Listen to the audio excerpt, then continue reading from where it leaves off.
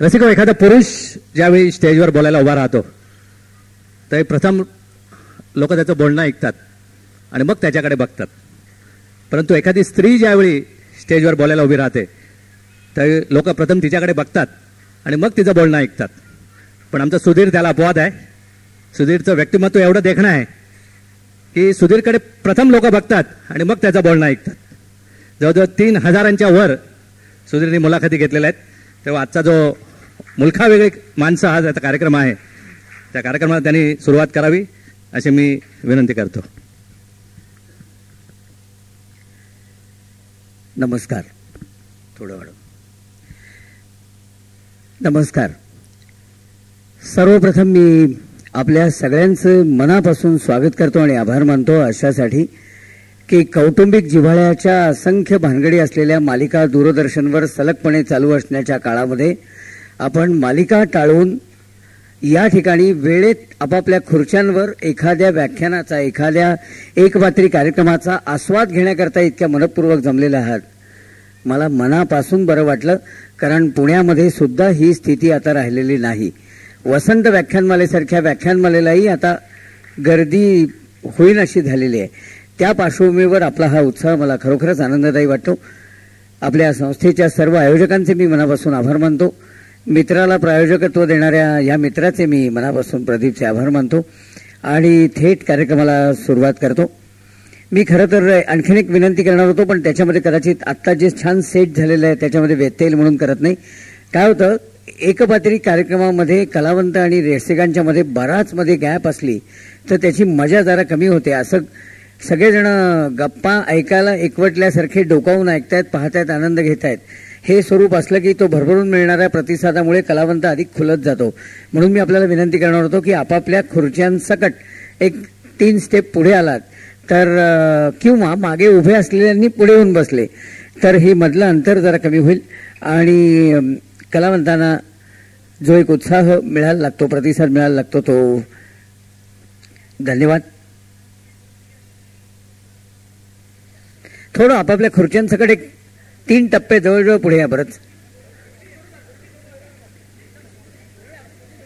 हा, first class. धन्यवाद. मी पण माझी खुर्ची सोडून एक स्टेप पुढे येतो.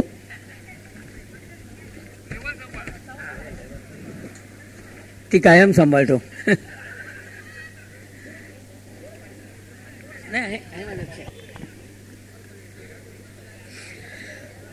हा, धन्यवाद. आपण मनपूर्वक माझ्या विनंतीला, आवाहनाला प्रतिसाद दिलात आणि पुढे आलात त्याबद्दल मी आपला मनापासून आभारी आहे.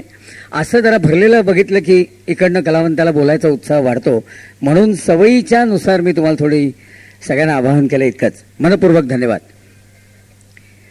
सुरुवातीला मी माझ्या कार्यक्रमाचं स्वरूप आपल्याला सांगतो 1-2 मिनिटांमध्ये आणि कार्यक्रमाला सुरुवात करतो.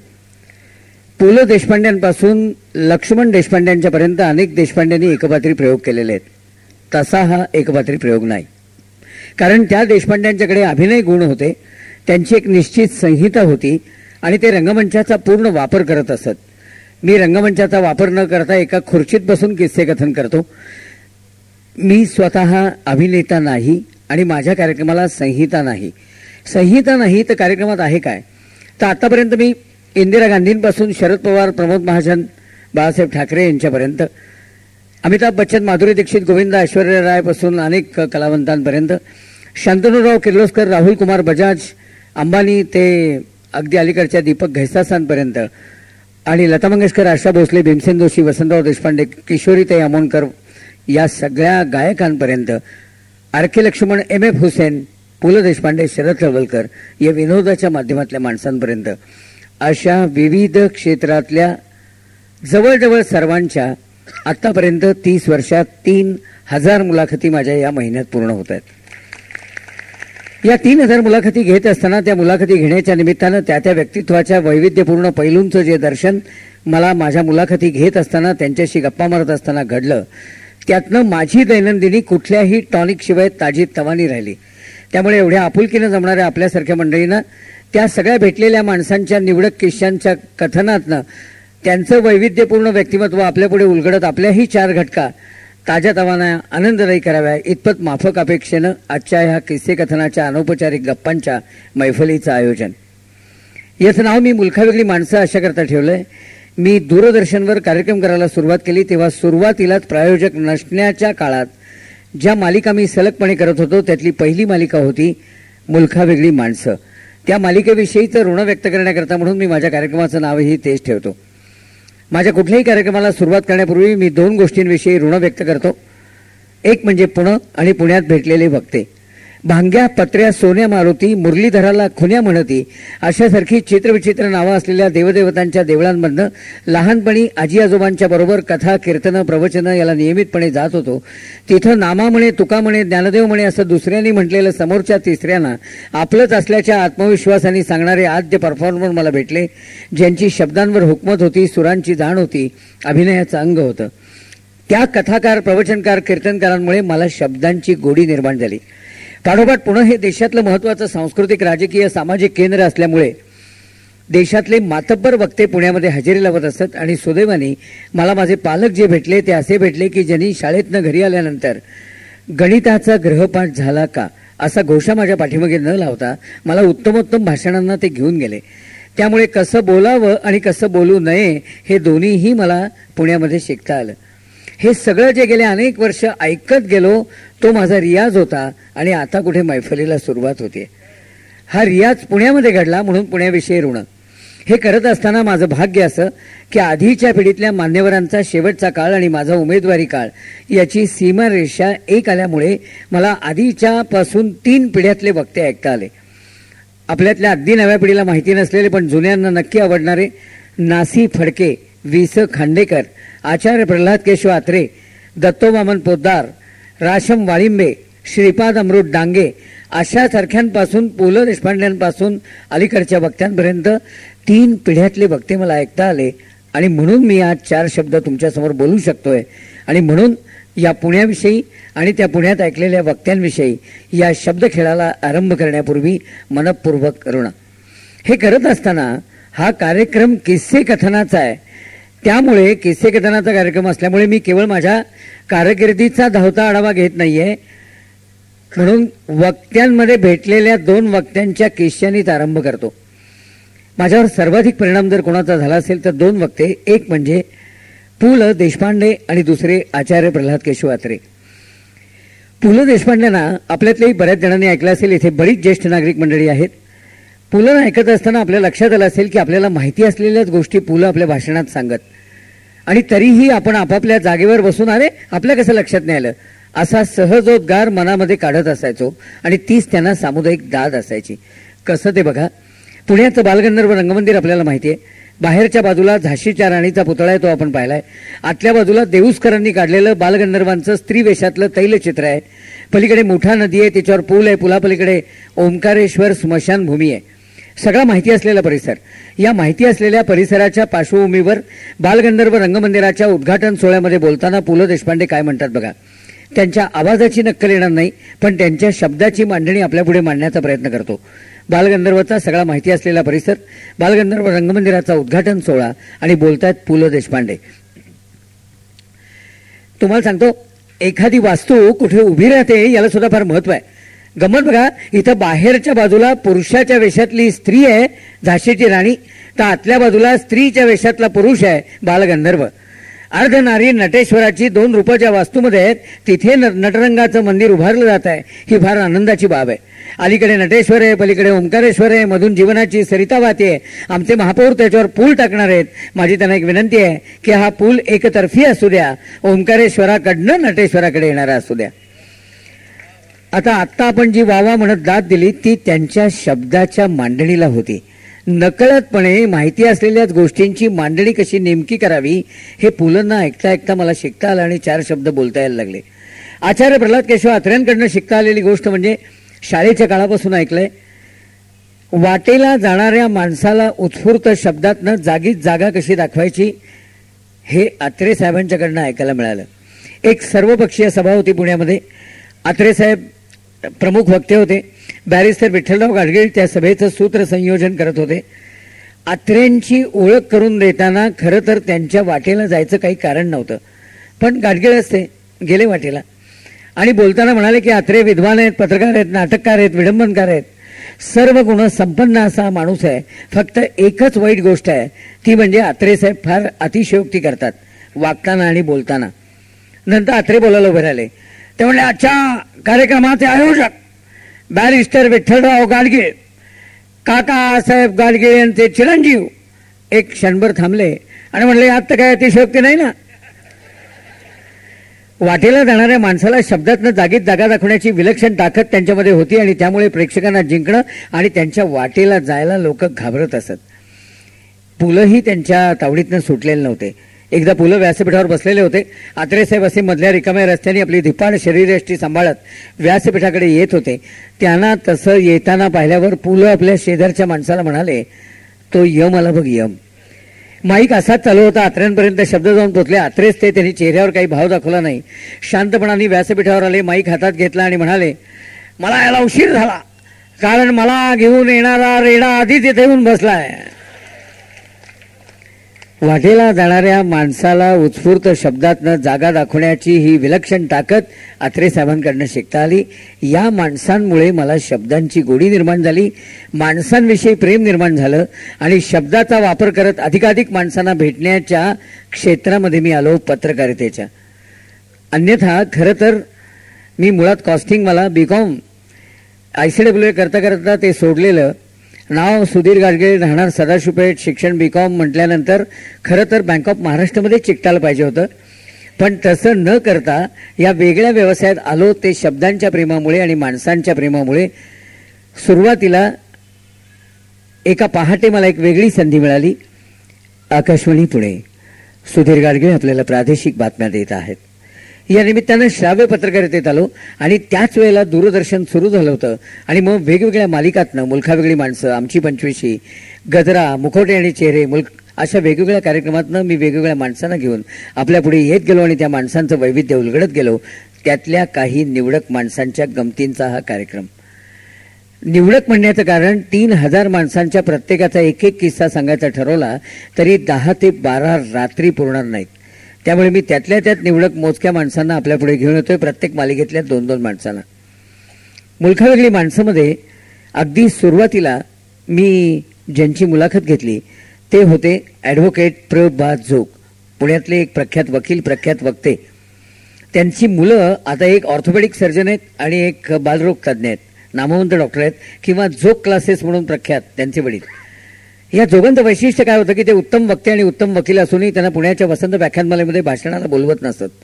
तर यांनी काय करावं, यांनी आपल्या स्वतःच्या अँबॅसेडर गाडीला वरच्या बाजूला एक फळकूट बांधलं. त्या फळकुटावर एक माईक ठेवला, गाडीला पुढे 2 स्पीकर लावले. गल्लोगल्ली ती गाडी फिरवत फिरवत नेत असत. गल्लीच्या कोपऱ्यावर उभं राहून हॅलो हॅलो करून गर्दी जमवत टपावर बसून आपली भाषणाची हौस भागवून घेत असत. आणि ह्या भाषणाच्या वेळेला आता ऑर्थोपेडिक सर्जन असलेले आणि बालरोग तज्ज्ञ असलेले त्यांची जी 2 मुलं, ती त्यावेळेला 3 आणि 5 वयाची होती, त्यांना अध्यक्ष म्हणून टपावर बसवत. मी जोग साहेबांना विचारलं की तुमच्या एवढ्या छोट्या मुलांना तुम्ही टपावर अध्यक्ष म्हणून का बसवता. ते म्हणले, मी भाषण करत असताना किंवा भाषण संपल्यानंतर अध्यक्षांनी व्यत्यय आणून टिप्पणी करू नये म्हणून मी माझ्या मुलांना अध्यक्ष केलाय. तर अशा या प्रभा जोगांची मुलाखत घेण्याकरता मुंबई दूरदर्शन केंद्राच्या कॅमेरामॅनना घेऊन मी पुण्यातल्या टिळक रोडवरच्या महाराष्ट्र मंडळासमोरच्या चिमणबागेतल्या जोगांच्या बंगल्यासमोर ज्यावेळेला आलो त्यावेळेला कधीही न हसणारे दूरदर्शनचे कॅमेरामन हसत होते. त्याचं कारण जोगांच्या घरावरच्या अस्सल पुणेरी 35 पाट्या होत्या. सगळ्या सांगत नाहीत, नमुन्या दाखल 2 सांगतो. पहिली पाटी होती, इना, फिना, लक्स, फ्लेक्स इत्यादी विक्रेत्यांनी माझ्या घराची बेल दाबू नये, माझ्याकडे अंगाला लावायच्या आणि कपड्याच्या साबणाचा भरपूर साठा आहे. पाटी नंबर 2, वर वधू पित्यांनी माझ्या घराची बेल दाबू नये, माझ्याकडे तुर्तास तरी लग्नाचा मुलगा अथवा मुलगी नाही. असं करत करत शेवटची पाटी होती, माझेवर विश्वास असेल तर आत यावे, अन्यथा कटणेचा रस्ता, असं म्हणून टिळक रोडकडे बाण केलेला.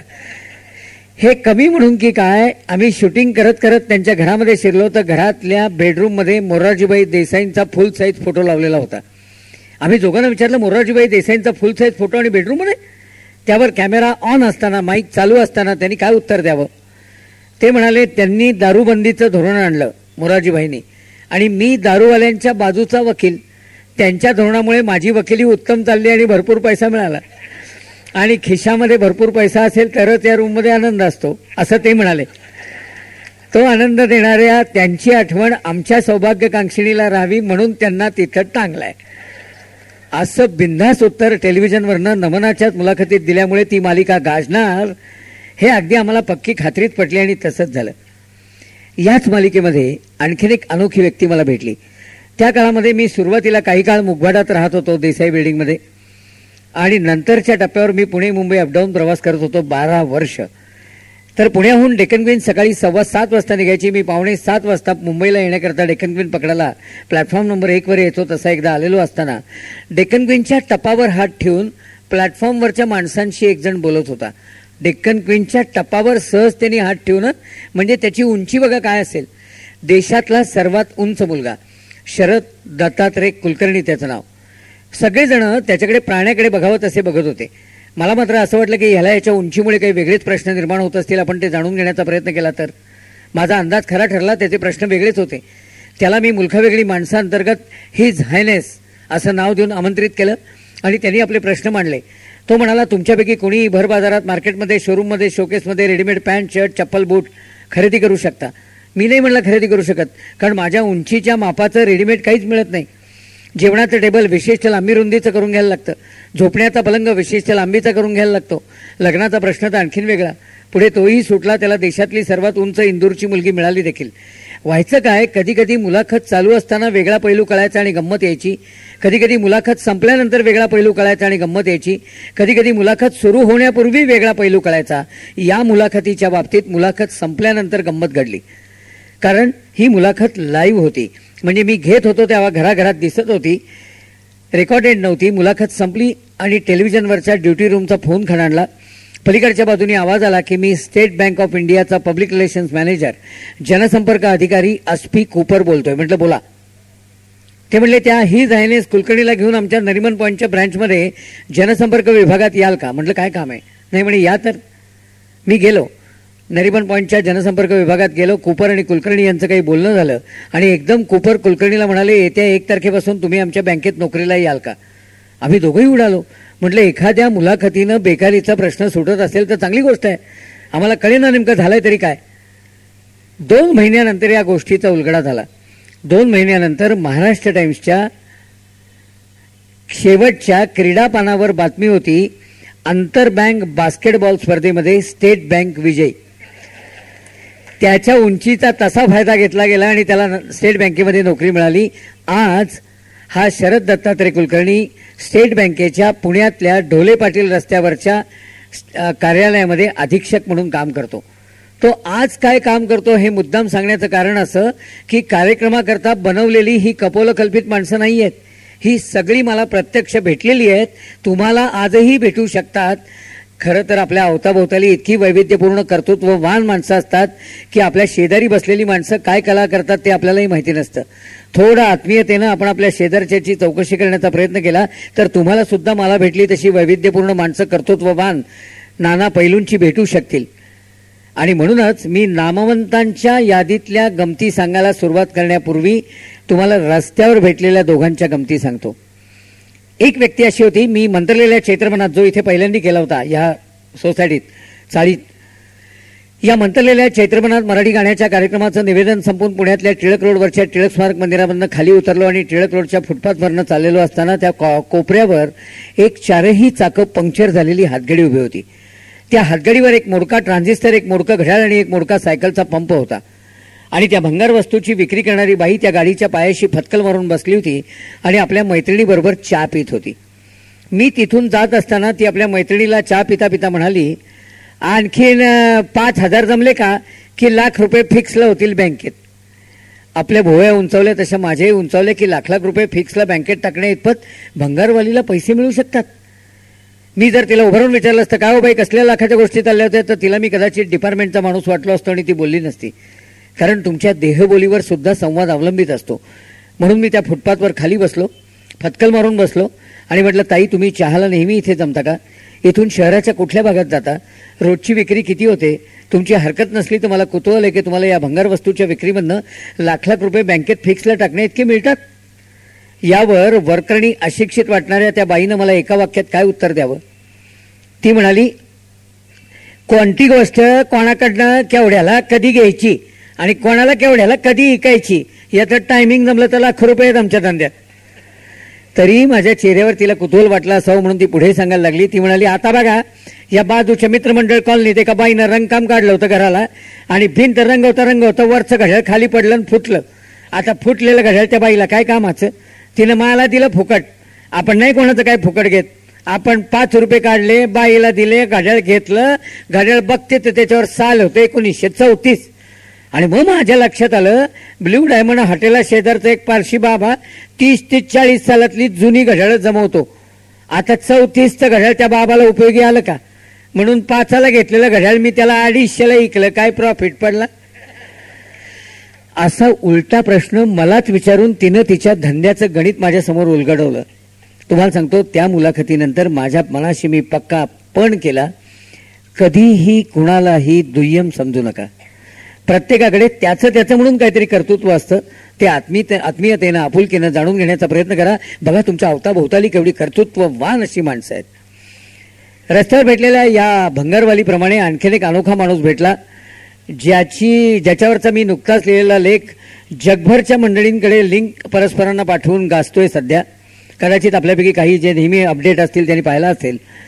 1 महिन्यापूर्वी त्या व्यक्तीचं पुण्यातल्या निधन झालं. रस्त्यावर भेटलेली व्यक्ती, अवलियाचा अस्त म्हणून मी लेख लिहिला होता. ती व्यक्ती कोण? बाबूराव गोखले. उद्योग काय? वर्तमानपत्र विक्री. पुण्याच्या भरतनाट्य मंदिराच्या शेजारी असलेल्या पावन मारुती चौकामध्ये वर्तमानपत्र विकणारा माणूस. आता त्याच्यामध्ये वेगळेपण काय असणार? पण मला जर वेगळेपण माणसामध्ये जाणवलं तर त्याच्याकडे खनपटीला रोजच्या रोज बसून चिकाटीनं गप्पा मारत त्याच्याकडचं कर्तृत्वातलं वेगळेपण काढून घेण्याचा छंद आहे आणि मला त्यात बहुतेक वेळेला यश मिळालेलं आहे. मी या पेपर विक्रेत्या बाबूरावांच्या दुकानात बसलेलो असताना मला एकदम त्यांच्या वरच्या सगळ्या वर्तमानपत्रांच्या गठ्ठ्याच्या वर हिटलरचा फोटो असलेलं एक फ्रेम दिसली. म्हटलं, हिटलर का टांगलाय हो वरती? त्यामुळे काय नाही हो. म्हटलं बघू. मी तो फ्रेम खाली घेतली तर त्याच्यावर लिहिलेलं होतं इंग्लिशमध्ये की या गोखल्यांना जर्मनीमध्ये या तारखेपासून या तारखेपर्यंत 1934 साल, या तारखेपासून या तारखेपर्यंत जर्मनीमध्ये कुठेही भटकायला, खायला, फिरायला, राहायला मुक्त परवाना देण्यात येत आहे. हिटलरची सही. म्हटलं, तुम्हाला कुठे हिटलर भेटला? वर्तमानपत्र विकणारे सदाशिव पेठेतले बाबूराव गोखले. ते म्हटले, अहो मी पळतो ना गेले अनेक वर्ष आणि चालतो ना खूप. सयाजीराव गायकवाड म्हणले, चालतो नुसतं इथे त्यापेक्षा ऑलिम्पिकला जा. म्हणून 34ला सयाजीरावांच्या खर्चाने ऑलिम्पिकला गेलो आणि ऑलिम्पिकला क्रॉस कंट्री पळत असताना पायात चप्पल बूट न घालता मी 40 मैल पळलो म्हणून हिटलरनी ही शाबासकी दिली. म्हटलं, रोज पळता? ते म्हणले, हां, फार नाही हो. पहाटे 4:30ला उठतो, घरातनं निघतो आणि लोणावळ्यापर्यंत पळत जातो. 8:30ला परत येतो आणि दुकानात बसतो. असं कोपऱ्यावर गेल्यासारखं लोणावळ्याला जाऊन येतात. आणि म्हणले, महिन्यातनं एकदा सिंहगडावर धावत जातो आणि महिन्यातनं एकदा पर्वती उलटी चढतो. उलटी म्हणजे नुसती तर उलटी चढतातच, पण इतर पायाने जातात तर हे शीर्षासन करून चढतात. आणि या प्रत्येक गोष्टीचे फोटो माझ्याकडे उपलब्ध आहेत. गंमत म्हणजे मी त्यांना म्हटलं, हा काय विक्षिप्तपणा? ते म्हणजे विक्षिप्तपणा कसला? माझं तत्व आहे. म्हटलं, काय तत्व आहे? इतरांना जे अशक्य ते मला शक्य. त्यामुळे असं काहीही केलेलं आहे हो त्यांनी. चित्ता, धामण यांना घेऊन त्यांच्या कुशीत झोपलेले आहेत. त्यांना पाळण्याचा छंद, त्याचाही फोटो उपलब्ध आहे. जेवताना अर्वाच्य वाटावं असं जेवणारे आणि पक्वान्नाचं जेवण असेल तर 90 जिलब्या खाणारे. 103व्या वर्षी गेले. त्याच्या आधी 10 दिवस मी भेटलो होतो. दुकानात होते मस्त, आधारी विधारी काय नाही. मी त्यांना म्हटलं, काका आता 103 चालू आहे, आता जरा जेवण कमी केलं असेल ना? ते म्हणले, हो आता जरा जेवण कमी केलंय म्हणे, आता 15 पोळ्याच्या वर नाही जात. गंमत म्हणजे ह्या माणसाची पुढची अवलिया पण असं की ते गेले तेव्हा त्यांच्या मुलींनी माझी आणि त्यांची दोस्ती हे लक्षात घेऊन मला फोन केला आणि म्हणली, एक प्रॉब्लेम आलाय. या माणसाचा प्रॉब्लेम पण अनोखा. काय प्रॉब्लेम होता? तर त्यांनी 103 वर्षामध्ये एकदाही एकही औषधाची गोळी सुद्धा घेतलेली नव्हती. त्यामुळे फॅमिली डॉक्टर नाही आणि गेले ते कुठल्याही कारणाने नाही, वृद्धापकाळामुळे निधन. त्यामुळे डेथ सर्टिफिकेट मिळायचा प्रॉब्लेम आलेला होता त्यांना. ते मिळवून द्यावं लागलं मुद्दाम. सायकलवरनं एकदा निघाले थेट कराची आणि कराचीला जाऊन नुसतं गप्प बसलेत आणि सायकल मग पॅक केली आणि रेल्वेने परत आलेत असं नाही. तिथे त्याला भेटले जद्दनबाई म्हणजे नर्गिसची आई. नर्गिसच्या आईला कोणीतरी सांगितलं की बालगंधर्वांच्या बरोबर नाटकाच्या कंपनीमध्ये हे होते बाबूराव, वर्तमानपत्र सकाळी विकून झाली की दिवसा आणि रात्री बालगंधर्व. तर जद्दनबाई म्हणली मला गंधर्वांच्या गाण्यात इंटरेस्ट आहे, तुम्ही आता लगेच परत जाऊच नका. म्हणून नर्गिसच्या आईकडे राहिले 3 महिने आणि 3 महिन्यात गंधर्वांची नाट्यसंगीत त्याला शिकवून परत आले. असे अशक्य वाटतील अशा गोष्टी आणि प्रत्यक्षात पाहिलं तर चुकूनही तोंडात नाही यातल्या एकही गोष्टीचा उच्चार नाही, उद्गार नाही. वर्तमानपत्र निमूटपणे खालीमान घालून विकत बसणार.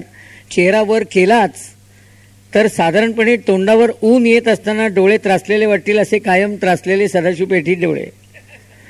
अशा ह्या अवलिया माणसाचा अस्त झाल्यानंतर मला एकच मनामध्ये अस्वस्थता आली की आपण एवढे भेटत होतो, आपल्याकडे कॅमेरा आहे, आपण यांना व्हिडिओबद्ध करून ठेवायला पाहिजे होतं. तेवढं मात्र राहून गेलं. कारण ते इतके फिट होते की ते इतक्या चटकन जातील असं वाटलंच नव्हतं. इतक्या चटकन म्हणजे 103व्या वर्षी असला भारी अवलिया माणूस. सांगायचं तात्पर्य रस्त्यावर सुद्धा तुम्ही जर जागरूक असाल तर वेगळंपण दाखवणारी, आपल्याला ताजंतवानं करणारी अशी वेगळी अनोखी मुलखावेगळी माणसं भेटू शकतात. ती मलाही भेटली म्हणून तुमच्यापुढे त्यातली 2 मांडली एवढंच. मुलखावेगळी माणसं काय, रस्त्यात भेटलेली माणसं काय, याप्रमाणे आमची 25 नावाचा मी एक कार्यक्रम टेलिव्हिजनवर फार वर्षापूर्वी करत होतो, ज्याच्यामध्ये वेगवेगळ्या क्षेत्रातल्या नामवंत गायकांपासून ते उद्योगपतींपर्यंत अनेकांचं तरुणपण जाणून घेण्याचा प्रयत्न होता. हेतू हा होता की त्यांना त्यांच्या तरुणपणी आपल्या आवडीचं क्षेत्र निवडता आलं का, सुरुवातीला कुठल्याही क्षेत्रात काम करताना त्यांनी अडचणींना तोंड कसं दिलं हे नव्या पिढीला कळावं आणि जुन्यांना आपल्या समकालीनाचा ऐकता ऐकता आपल्या काळात जाता यावं आणि यानिमित्ताने घरातल्या दोन्ही पिढ्यांनी एकत्र बसून कार्यक्रमाचा आस्वाद घ्यावा. म्हणून मी 25चं आयोजन केलेलं होतं आणि गजाननराव वाटवे, मालती पांडे, ज्योत्स्ना बोळे, नानासाहेब गोरे यांच्यापासून आबासाहेब गरवाऱ्यांपर्यंत वेगवेगळ्या क्षेत्रातली माणसं त्याच्यामध्ये एकत्र केलेली होती. ही एकत्र केलेल्या माणसांचं तरुणपण उलगडत असताना बहुतेकांच्या घरातल्या मुलींनी मला पत्र पाठवून, फोन करून, प्रत्यक्ष भेटून सांगितलं की आमच्या आईवडिलांचे तरुणपणचे हे पैलू आम्हालाही माहिती नव्हते. सांगायचं तात्पर्य बहुतेकांनी इतक्या मोकळेपणाने उत्तरं दिली. किती मोकळेपणाने, तर आबासाहेब गरवाऱ्यांच्या सारख्या ज्येष्ठ उद्योगपतीला जेव्हा मी विचारलं की तुम्ही देणग्या देताना जेवढे चोखंदळ असता तेवढे तुमच्या तरुणपणी तुम्ही तुमच्या आयुष्याची जोडीदारी निवडताना चोखंदळ होतात का, ते म्हणले म्हणजे काय, जिच्याशी लग्न केलं विमलाबाई ती 100वी, त्याच्या आधी 99 वेळेला कांद्या पोह्याचा कार्यक्रम झालेला आहे. असं गरवाऱ्यांनी टीव्हीवरनं सांगण्याला एक वेगळी गंमत होती. किंवा एखाद्या व्यक्तीने आपल्या आयुष्यातल्या तरुणपणचा संघर्षाचा सारा काळ उत्तराच्या एका ओळीत सांगितला. उदाहरणार्थ दत्ता भट. मी जेव्हा त्यांना विचारलं की नटसम्राटमध्ये डॉक्टर श्रीराम लागूंच्या नंतर तुम्ही नटसम्राट रंगवत असताना कुसुमाग्रजांचं जे स्वागत तुम्ही म्हटलेलं आहे ते तुमच्या आयुष्यातलं सर्वात म्हटलेलं अवघड स्वागत का, त्यावेळेस छे ते काहीच अवघड नाही. नाशिकहून पोटा पाण्याचा व्यवसाय करण्याकरता मी मुंबईत पहिल्यांदा आलो. त्या मुंबईतल्या पहिल्या संध्याकाळी गिरगावच्या चौपाटीवर नाशिकचा चिवडा 4 आणे हे मी म्हटलेलं माझ्या आयुष्यातलं सर्वात अवघड स्वागत आहे. म्हणजे आपल्या आयुष्यातला संघर्षाचा काळ त्यांनी उत्तराच्या अशा एका ओळीत सांगितला. तर एखाद्या व्यक्तीची वेगळी माहिती प्रथमच 25च्या माझ्या कार्यक्रमातून उलगडली ते म्हणजे नानासाहेब गोरे. हे प्रजा समाजवादी पक्षाचे नेते म्हणून माहिती, ललित लेखक म्हणून माहिती, साधनाचे संपादक म्हणून माहिती, पण ते उत्तम नखचित्र काढतात हे माझ्या कार्यक्रमामध्ये त्यांनी शेजारी बसलेल्या वाटव्यांचं चित्र साकारल्यावर आणि ते चित्र मी कॅमेऱ्यासमोर धरल्यानंतर लोकांना पहिल्यांदा कळलं की नानासाहेब उत्तम नखचित्र काढतात. पण या 25मध्ये सर्वाधिक धमाल जर आली असेल तर ती लालचंद हिराचंद आणि शकुंतला परांजपेंची 25 उलगडताना. ज्येष्ठांना माहिती असेल, नव्यांकरता सांगतो, लालचंद हिराचंद म्हणजे प्रीमियर उद्योग समूहाचे सर्वेसर्वा, फियाट गाड्या, आणि शकुंतला परांजपे म्हणजे केवळ सईची आई नाही तर 70 वर्षापूर्वी कुटुंब नियोजनाचा प्रसार करणाऱ्या सामाजिक आणि ललित लेखिका आणि सामाजिक कार्यकर्त्या. या दोघांच्या मुलाखती घेण्यापूर्वी गंमत घडली. काय झालं, आमचा एक नियम होता टेलिव्हिजनचा की प्रत्येकाकडे जायचं, कॉन्ट्रॅक्ट फॉर्म घेऊन जायचं, मला मुलाखत मान्य आहे, विषय मान्य आहे, मी वेळेवर येत आहे, मानधन मान्य आहे, सही. मी लालचंद हिराचंद शेटजींच्या पेढे रोडवरच्या मुंबईतल्या बंगल्यावर गेलो, फॉर्म पुढे ठेवला. त्यांच्या बाजूला सौभाग्यवती लालचंद उभ्या होत्या. त्या मराठी कार्यक्रम बघणाऱ्या, मराठी नाटकाचं वेड असलेल्या, मराठी पुस्तकांचं वाचन असलेल्या अशा होत्या. त्यांनी माझ्याकडे बघितलं आणि शेटजींना म्हणाल्या की शेटजी, गाडग्यांच्या मुलाखती मी पाहिल्यात, तुम्ही या मुलाखतीमध्ये भाग घ्याच आणि आम्हालाही माहिती नसलेलं तुमचं तरुणपण सांगा. आता असा घरचा वशिला मिळाल्यामुळे शेटजी तयार झाले. फक्त मला म्हणाले माझ्या बरोबर कोण आहे. त्यावेळेला टेलिव्हिजनच्या सरकारी माध्यमामुळे उपलब्ध असतील ते 2 अशा दोघांच्या व्हायच्या मुलाखती, त्याला काही क्रायटेरिया नव्हता. तर मला म्हणले माझ्याबरोबर कोण आहे, म्हटलं शकुंतला परांजपे. हे म्हटल्याबरोबर लालचंद हिराचंद म्हणले की मग माझी एक अट आहे. म्हटलं अरे बापरे, आता काय अट आहे? ते म्हणाले 1926 साली फर्ग्युसनमध्ये असताना शकुंतला परांजपेंना घेऊन फर्ग्युसन कॉलेजच्या कॅन्टीनमध्ये चहा प्यायला जायचं माझं स्वप्न होतं. पण तिचा दरारा एवढा होता की तिला विचारायचं धैर्य झालं नाही. तर आता मुलाखतीच्या निमित्तानं ती टेलिव्हिजनवर मुंबईला येतीच आहे, तर मुलाखत संपल्यानंतर टेलिव्हिजनवरनं तिला माझ्या पेडर रोडवरच्या बंगल्यावर जेवायला घेऊन येणार असशील तर मी येतो. कोणाकोणाचं काय काय राहून गेलेलं असतं बघा. आता त्यांच्या वतीनं मी परस्पर हो कसं म्हणणार हो, त्यांचा एवढा दरारा शेटजीना तर. पण ते सही करायला तयार नव्हते, म्हणून मी म्हटलं येतील म्हटलं आणि माझ्या पोटात गोळा की आता बाईनं काय सांगू. मी थेट पुण्याला गेलो. पुण्यातल्या फर्ग्युसन रस्त्यावरच्या वैशाली हॉटेल शेजारच्या रँगलर रपू परांजपे रस्त्यावरचं त्यांची ती खोली, आजही ती खोली त्याच अवस्थेत आहे. 11 खोल्या, झाडं झुडपं, निस्तब्ध वातावरण, जणू काही रामसेच्या सिनेमाचं शूटिंग चाललंय असं वाटावं असं वातावरण. आतमध्ये शिरलो तर एका खोलीत एका खुर्चीवर एका हातात पुस्तक आणि एका हातात सिगरेट घेऊन शकुंतलाबाई बसल्या होत्या. भोवताली खूप मांजरं खेळत होती. विषय काढायचा कसा हो, माझ्या पोटात गोळा. मला कळत होतं की आपण काहीतरी निरर्थक बोलतोय, पण तरी सुरुवात करणं प्राप्त होतं. म्हणून मी म्हणालो त्या मांजरांकडे बघून, म्हटलं शकुंतलाबाई या मांजरांची आणि तुमची गट्टी आहे का हो? तुम्ही यांना काही नावं ठेवलेत का? तुम्ही हाक मारता क्षणी ही मांजरं तुमच्या जवळ येतात का? त्यावर त्यांनी माझ्याकडे बघितलं आणि म्हणल्या मूर्ख आहेस. म्हटलं काय झालं? म्हणे ही सगळी मांजरं नाही आहेत, याच्यात 3 बोके आहेत. आता मला आज शिरता क्षणी त्यातले 3 बोके लगेच कळणं शक्य नव्हतं, पण गप्पा बसण्याखेरीज पर्याय नव्हता. तेवढ्यात त्यांच्या चेहऱ्यावर हास्य दिसलं म्हणून मी थांबलो. त्या म्हणाल्या की या बोक्यांनाही मी नावं ठेवलेली आहेत. मी हात मारता क्षणी हे बोके माझ्या पायाशी येतात. पाहायचंय तुला? असं म्हणून त्यांनी इकडे बघितलं आणि म्हणल्या विश्वनाथ. समोर बघितलं आणि म्हणल्या प्रताप. या बाजूला बघितलं आणि म्हणल्या सिंग. त्याबरोबर 3ही बोके त्यांच्या पायाशी आले. ते येता क्षणी शकुंतलाबाई खट्याळपणाने म्हणतात कशा, तो व्हीपी सिंग आहे ना, तो मला आवडत नाही म्हणून त्याची नावं बोक्यांना दिलेत. हाक मारता क्षणी माझ्या पायाशी आलं पाहिजे. म्हटलं बाई आता मूडमध्ये आलेले दिसतात, आता आपण आपला मुळातला विषय बोलू. म्हणून मी त्यांना म्हटलं की शकुंतलाबाई 25मध्ये मुलाखत द्यायला तुम्ही येणार आहात ना? त्या म्हणल्या हो, सईनी सांगितलंय. म्हटलं तुमच्याबरोबर लालचंद हिराचंद आहेत. त्यामुळे कोणी का असे ना, त्यांची उत्तर मला द्यायची नाही आहेत ना? म्हटलं नाही, पण त्यांची एक अट आहे. अट आहे? मला का तुला? नाही म्हटलं मलाच आहे, पण तुमच्याबद्दल आहे. माझ्याबद्दल आहे काय आहे? नाही म्हटलं ते असं म्हणत होते की 26 साली फर्ग्युसनमध्ये असताना तुम्हाला घेऊन चहा प्यायला जायचं त्यांचं स्वप्न होतं, पण तुमचा दरारा एवढा होता की तुम्हाला विचारायचं धैर्य झालं नाही. तर आता तरी मुलाखत संपल्यानंतर त्यांच्या घरी जेवायला येणार असलात तर ते येतील. एकदाच विचारून टाकलं. यावर 70 ओलांडलेल्या शकुंतलाबाई परांजपेंनी काय म्हणावं? त्या म्हणल्या खुळा तो, त्यावेळेला विचारलं असतं तर त्याच वेळेला गेले असते म्हणे. तुम्हाला मुद्दाम गंमत सांगण्याचं कारण असं की या मुलाखतींच्या निमित्तानं ही माणसं भेटत असताना वलयानं, सत्तेनं, संपत्तीनं, लोकप्रियतेनं कितीही मोठी माणसं असली ना तरी त्यांची अशी किलबिल रूपं मला रोज बघायला मिळत होती. आणि त्यामुळे तुम्ही आत्ता खतखतताय असं मी 30 वर्ष आनंद घेतला आणि म्हणूनच ताजंतवानं राहता आलं. मुलखावेगळी माणसं काय, रस्त्यावरची माणसं काय, आमची 25शीत भेटलेली माणसं काय, याप्रमाणे संगीत, सिनेमा, नाटक, राजकारण यातल्याही असंख्य माणसांना भेटलो. संगीतातल्या पंडित भीमसेन जोशींपासून वसंतराव देशपांड्यांपर्यंत आणि किशोरीताई अमोणकरांपासून जसराजजींपर्यंत आणि लता मंगेशकर, आशा भोसल्यांपासून मोहम्मद रफी, मुकेश किशोर कुमारपर्यंत जवळजवळ सगळ्यांना भेटलो. हे गातात किती उत्तम हे काही मी तुमच्यासारख्या रसिक जाणकारांना सांगायला नको. मुलाखतीच्या निमित्तानं त्यांच्या व्यक्तित्वातला गाण्यापलीकडचा वेगळा भाग जो जाणवला, मुलखा वेगळं रूप, त्याचा किस्सा सांगण्याकरता हा कार्यक्रम आहे. म्हणून मी त्यातली गंमत सांगतो. आत्ताच भीमसेनजींचं निधन झालं. मी कालच्या मिररला त्यातल्या काही आठवणी लिहिल्या होत्या. भीमसेन जोशींच्या बरोबर मी वसंत बापटांच्या निधनानंतर 100 प्रयोग संतवाणीचं निवेदन करत गावभर म्हणण्यापेक्षा राज्यभर हिंडत होतो. त्यामुळे मला त्यांच्या अनेक पैलूंचं दर्शन घडलं.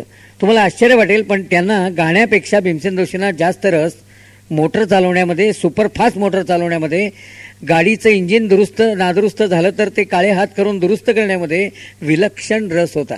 आणि त्यांना इंजिन उत्तम आणि वेळेत दुरुस्त करता येत होतं. सुपरफास्ट गाड्या चालवायच्या, सतत गाड्या बदलत असत. आणखीन एक गोष्ट म्हणजे ते वरकरणी तीर्थ विठ्ठल, क्षेत्र विठ्ठल असं धीरगंभीर गाणारे पंडितजी प्रत्यक्षात अत्यंत खट्याळ आणि मिश्किल बोलत असत. विलक्षण मिश्किल. मी याचा अनुभव प्रवासात अनेकदा घेतलेला आहे. त्यांच्या खट्याळपणाची गंमत नंतर सांगतो, त्यापूर्वी त्यांचा अजून एक पैलू मी सांगतो की ज्यामुळे बंदिस्त मैफलीतल्या जाणकारापासून ते रस्त्यावरच्या काम करणाऱ्या हमालापर्यंत सगळ्यांना ते आपले वाटत. याचं कारण त्यांची वृत्ती बघा कशी होती. पुण्याच्या मंडईमध्ये एक कार्यक्रम होता संतवाणीचा आणि त्या काळात 10चं बंधन नव्हतं, 12पर्यंत चालला. सगळा रस्ता रिकामा झाला, वादकांनी आपापली वाद्य बंद केली आणि आता कार्यक्रमातनं शेवटच्या क्षणी गुरुजी भीमसेनजी हे आपली शाल मांडीवरची काढली की कार्यक्रम समाप्त. मग आम्ही उठायचो. ती शाल काढणार एवढ्यात त्या समोरच्या रिकाम्या रस्त्यावर उठून गेलेल्या सगळ्या मैफलीच्या पार्श्वभूमीवर एक हमाल चाललेला होता. गुरुजींनी शाल वर घेता घेता त्याला सहज विचारलं, काय बुवा आवडलं का गाणं? तो हमाल यांच्याकडे मागे बघून वळून म्हणाला, गुरुजी गाणं चांगलं झालं, पण जो भजे हरी को सदा घ्यायला पाहिजे होतं. ते एकदम चपापलेच की एक हमाल जो भजेची फरमाईश एवढ्या प्रेमाने अगत्याने आपुलकीने करतोय. ते म्हणले, असं थांबा. संपूर्ण रस्ता ओस पडलेला, वाद्य लावली गेली, बंद केलेली. पुन्हा वालावलकरांपासून सगळ्यांना ती वाद्य लावायला लावली. मी याचा स्वतः पंडितजींच्या शेजारी बसून साक्षी आहे. वाद्य पुन्हा लावायला लावली एवढ्या सगळ्या दिग्गजांना आणि त्या एकट्या हमाला करता पुन्हा जो बजे हरिको सदा त्यांनी गायलं. मला आजही आठवत आहे, त्यांनी ते पूर्ण केल्यानंतर जेव्हा गुरुजी वर्ण म्हणाले, बुवा झालं का समाधान, त्यावर त्या हमालाच्या चेहऱ्यावरचे जे कृतकृत्यतेचे भाव होते ना, ते मी अजून विसरलेलं नाहीये. अशी माणसं पंडितजींनी जोडलेली होती.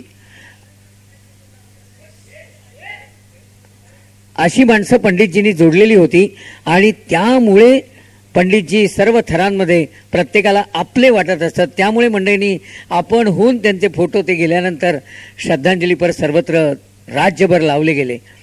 पंडितजींच्या मिश्किलपणा आणि खटाळपणाचा एक अनुभव सांगतो. बोलायला चटपटीत, एरवी त्यांचं हे रूप कोणाला न दिसलेलं मी प्रवासात असल्यामुळे मला पाहायला आणि अनुभवाला मिळालेलं. एकदा संतवाणीचा प्रयोग नगरला होता आणि यांनी नवीन मर्सिडीज घेतली होती. साधारणपणे ते त्या गाडीतनं जात आणि आम्ही सगळे वेगळ्या गाडीतनं जात असं. तुम्हाला म्हणले आज नवीन मर्सिडीज आहे, चला गाडी घे. म्हटलं चला. मी बसलो त्यांच्याबरोबर, स्वतः ड्रायव्हिंग करत, सुपरफास्ट चालवत. बरं, आपण ड्रायव्हिंग करणारे असलो की आपण दुसऱ्यांनी फास्ट चालवायला लागल्यानंतर अस्वस्थता येते. तशी अस्वस्थता मला आलेली. नगरच्या दिशेने सुपरफास्ट गाडी चाललेली. साधारण शिरूर ओलांडला असेल घोड नदी.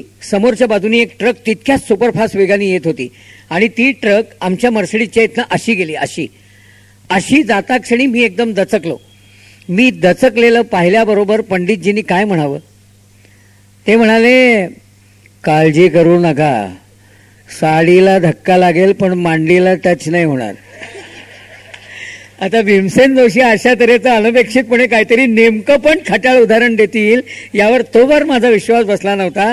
नंतरच्या टप्प्यावर अनेक विध दौऱ्यांमध्ये मी अशा आनंदाचा आस्वाद गाण्या इतकाच पंडितजी काय, वसंतराव देशपांडे काय यांच्याकडनं घेतलेला आहे. ह्या गाण्यातल्या माणसांमध्ये लता मंगेशकरांची मुलाखत घेण्याची, त्यांचे कार्यक्रम सूत्रसंचालन करण्याचं भाग्यही मला लाभलं. लताबाई गाण्यातले असूनही त्यांचं वेगळेपण म्हणजे त्या 11 मिरच्या खातात. पण त्यांना विचारायचं कसं, हो गाण्यातली माणसं तेलकट तिखट खात नाहीत, तुम्ही कसं खाताय? पण एक योग आला. सर्जा नावाचं पुण्यातलं त्यांचंच हॉटेल, त्याचा उद्घाटन समारंभ होता. मी निवेदक होतो आणि बाबासाहेब पुरंदरे शिवशाहीर ते प्रमुख पाहुणे होते आणि बाबासाहेबांनाही उत्सुकता होती की दीदी 11 मिरच्या खातात कशा. त्यामुळे त्या कार्यक्रमाच्या सुरुवातीला बाबासाहेबांनी दीदींच्या समोरच मलाच सांगितलं, सुधीरराव विचारा दीदीला, आज विषय खाण्याचा आहे. मी बाबासाहेबांची आज्ञा शिरसावंदे मानून दीदींना विचारलं, म्हटलं दीदी गाण्यातल्या असूनही तुम्ही तेलकट तिखट 11 मिरच्या खाता कशा? त्याही मिश्किल आहेत. त्या म्हणल्या, ती पाठीमागे बसलेली मुलगी बाई आहे ना, तिनं 11 मिरच्या खाल्ल्या म्हणजे तिला लता मंगेशकर सारखं गाता येईल असं नाही की. गाता येणं वेगळं, खाता येणं वेगळं. गाता उत्तम येणं ही त्याची कृपा आणि तिखट तेलकट खाता येणं ही मास्टर विनायक आणि कोल्हापुराची कृपा. माझ्या करिअरच्या आरंभाला मी मास्टर विनायकांच्या बरोबर प्रदीर्घ काळ कोल्हापुरात होते, त्यामुळे तिखट खाते त्यात कौतुक कसलं. पन्हाळगडावर कोल्हापूरजवळ पन्हाळगडावर त्यांच्याकरता आनंदघन म्हणून त्या संगीत देत असताना एक बंगला आहे. त्या बंगल्यावर एकटं राहत असल्यामुळे भाजी पेंढारकरांनी त्यांना स्वसंरक्षणाकरता पिस्तूल शिकवलेली होती. त्या उत्तम पिस्तूल चालवतात. तिथे रेंज पण आहे पिस्तुलाची सरावाची. याच पन्हाळगडावरून फिरत असताना त्या जितक्या सहजतेने गाण्याची लखेर घेतील तितक्या सहजतेने त्यांनी गळ्यातला कॅमेरा बाहेर काढून तो क्लिक केला तर गडाच्या पायाशी चरणारी शेळी, मधनं उडणारा पक्षी आणि वरचं निरभ्र आकाश या तीनही पातळ्यावरची दृश्य प्रिंट आल्यानंतर लक्षात येतं, सुरा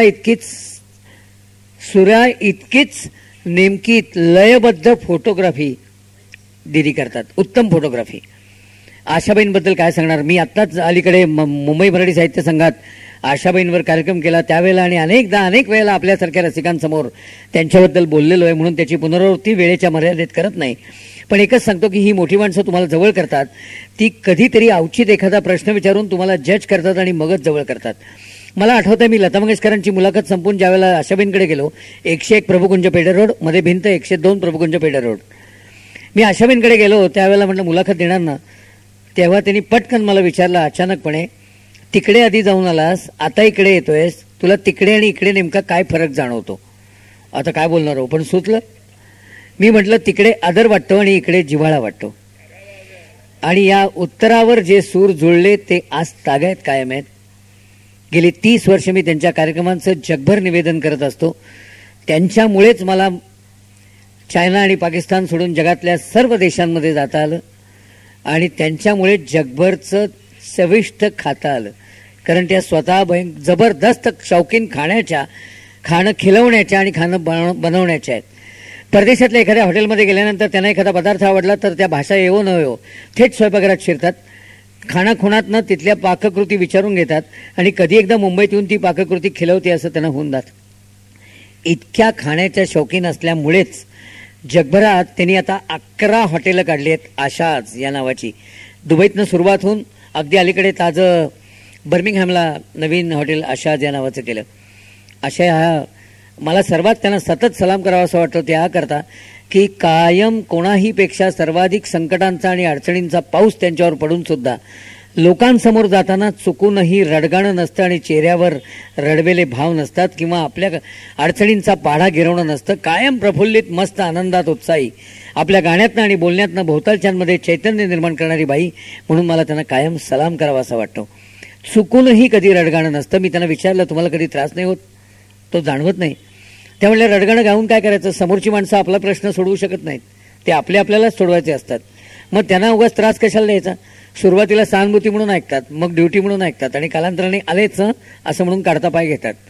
मग कशाला त्रास द्यायचा? आपण आपले सोडवावे प्रश्न. आणि मजेत पु ल देशपांडेंचं वाक्य अशा वेळेला मला आठवतं की जे आशाबाईंना लागू आहे, जन्म आणि मृत्यू या दोन्हीच्या तावडीमध्ये सापडून नियतीने चालवलेली आपली फसवणूक पाहिली की आपुलकीनं भोवताली जमणाऱ्या आपल्यासारख्यांची हसवणूक करण्यापलीकडे आपल्या हाती काय उरतं?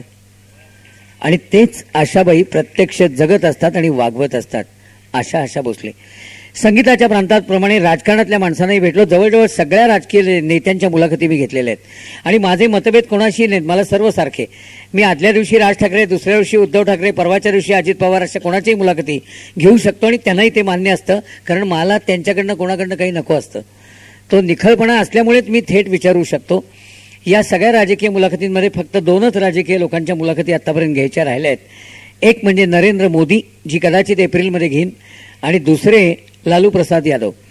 एवढे 2 सोडले तर बाकी सगळ्यांच्या घेतल्या आहेत. इंदिरा गांधींची मुलाखत मला 12 मिनिटं घेण्याचा योग आला, फक्त 12 मिनिटं. आता 12 मिनिटात सविस्तर मुलाखत काय घेणार? मग मी त्यांना माझ्या मनातला उत्सुकतावरचा प्रश्न विचारला. म्हटलं कितीही सेक्रेटरीची फौज जरी तुमच्या दिमतीला असली तरी तुमच्या पुढ्यात रोज येऊन बसणाऱ्या वेगवेगळ्या राज्यातल्या कार्यकर्त्यापासून कलावंतांपर्यंत प्रत्येकाशी त्याचा विषय तत्क्षणी तुम्ही लगेच सुरू करता, ही स्मरणशक्ती कुठे डेव्हलप केलीत? इंदिराजींनी सांगितलं पंडित जवाहरलाल नेहरूंनी वाचायच्या बाबतीत 2 गोष्टी केल्या. त्यामुळे एक तर वाचायला वेळ मिळत नाही हे सांगणारे खोटे आणि आळशी. झोप अनावर झालेली असताना सुद्धा जर तुम्हाला मित्राचा किंवा मैत्रिणीचा फोन आला तर तुम्ही 15-1 मिनिटं रेंगाळता फोनवर. 15 मिनिटांमध्ये किमान 16 फुलस्केप वाचून होतात, म्हणजे 450 शब्द वाचून होतात. झोप अनावर आलेली असताना जाता जाता वाचून एवढं होतं तर वाचायला वेळ मिळत नाही हे खोटं. आणि वाचताना झोप आली किंवा कंटाळा आला की पुस्तक बंद करताना कुठपासून कुठपर्यंत वाचत आलो हे कळण्याकरता खुणेचा कागद आपण घालतो. पंडितजींनी म्हणे मला सांगितलं खुणेचा कागद घालायचा नाही. क्षणभर रोज डोळे मिटायचे आणि आपण कुठपासून कुठपर्यंत वाचत आलो हे आठवायचा प्रयत्न करायचा. पहिल्यांदा आठवत नाही, 10व्यांदा आठवत नाही, 40व्यांदा आठवत नाही, पण वर्षानुवर्ष असं आठवत राहायची सवय आणि दिशा आपल्या मेंदूला लावली ना, तर वेगवेगळ्या वेळेला टिपलेलं क्षणात एका बटनात आपल्या पुढे आणणाऱ्या कॉम्प्युटरचा शोध लावणारा मेंदूच आहे. त्या मेंदूला सवय आणि दिशा लावण्याचा भाग आहे हो. रोज आठवायचा प्रयत्न करा, आपोआप आठवतं. आणि दुसरी गोष्ट, नियमितपणे डायरी लिहायची. दिवसभरात घडणाऱ्या अनेक घटना, अनुभवलेले अनेक क्षण, पाहिलेली असंख्य माणसं, हे सगळं वैविध्य रोज रात्री डायरीमध्ये टिपण्याच्या निमित्तानं तुम्ही ते सगळं रोज आठवायचा प्रयत्न करता, म्हणजे पुन्हा या मेंदूला दिशा आणि सवय लावता. त्यातनं सगळं आठवायला लागतं. मी इंदिराजींच्या मुलाखतीनंतर या दोन्ही गोष्टी व्यक्तिगत जीवनामध्ये दैनंदिनीत अंमलात आणल्या डायरी लिहिणं आणि रोज रात्री डोळे मिटून आठवायचा प्रयत्न करणं. मी तुम्हाला माझ्या अनुभवावरनं सांगतो की आपल्या स्मरणशक्तीमध्ये 100% फरक पडतो. एखाद्या विचार आवडणार नाहीत एखाद्या राजकीय नेत्याचे, पण असे एखादी अनोखी गोष्ट आपल्या व्यक्तिमत्वामध्ये सुधारणा करणारी आपल्याला शिकायला मिळते. म्हणून मी कोणाही विचाराचे मतभेद असोत, आचाराचे मतभेद असोत, समोर येणाऱ्या कोणत्याही व्यक्तीला टाळत नाही. प्रत्येकाकडनं मला भरपूर काही शिकायला मिळालंय. स्मरणावरनं आठवलं, आपल्या महाराष्ट्र राज्यामध्ये कोपऱ्यातल्या गावातल्या कार्यकर्त्याचं टोपण नाव 10 वर्षांनी सुद्धा लक्षात ठेवून त्या नावाने हाक मारणे इतपत स्मरणशक्ती असलेले एकमेव नेते म्हणजे शरद पवार. या शरद पवारांची प्रकट मुलाखत त्यांच्या साठीला म्हणजे 10 वर्षापूर्वी घेण्याचा योग मला बालगंधर्वमध्ये आला. त्यांची खासियत अशी की ते नेहमी वाटेला जाणारा माणूस असेल तर आधी त्याला नर्वस करण्याचा प्रयत्न करतात, म्हणजे मग त्याच्यावर स्वार होणं सोपं असतं. हे सगळं मला माहिती होतं. मी तयारीने बालगंधर्व रंगमंदिराच्या पुढ्यात उभा होतो आणि शरदराव पवार आणि प्रतिभाताई पवार विंगेतनं माझ्या दिशेने येत होते. टेन्शन आलं की आपण सोपे प्रश्न आधी सोडवतो आणि मग अवघड प्रश्नांकडे वळतो. तसं आधी मी प्रतिभाताईंशी बोलतो आणि मग आपल्याकडे वळतो. पण हे म्हणत असताना प्रतिभाताईंना पहिला प्रश्न काय विचारायचा ते मनामध्ये पक्क ठरवलेलं होतं. तो असा विचारायचा की जो विचारल्यानंतर शरदरावांनीच माईक हातात घ्यावा. आणि तसंच झालं. माझ्याकडे शूटिंग उपलब्ध आहे. 2 जण उभे होते. मी प्रतिभाताईंना विचारलं, म्हटलं प्रतिभाताई, तुम्हाला तरी इतक्या वर्षात यांच्या मनात काय चाललंय ते कळलंय का? शरदराव म्हणले, आणा माईक आणा इकडे. प्रमोद महाजन यांची मुलाखत माझ्याकडे 7.5 तासाचं चित्रण उपलब्ध आहे. 7 सफदरजंग रोड दिल्ली या त्यांच्या निवासस्थानी 2.5 दिवस राहून त्यांच्या घरी राहून मी मुलाखत घेतली. आजवर कोणालाही दिलं नाही असे उत्तरं त्यांनी मला आणि प्रश्न आमचे झालेले आहेत. दुर्दैवाने त्या मुलाखतीनंतर 1 महिन्याभरात त्यांचं निधन झालं. पण अगदी अनोख्या गोष्टी ते माझ्याशी बोलले.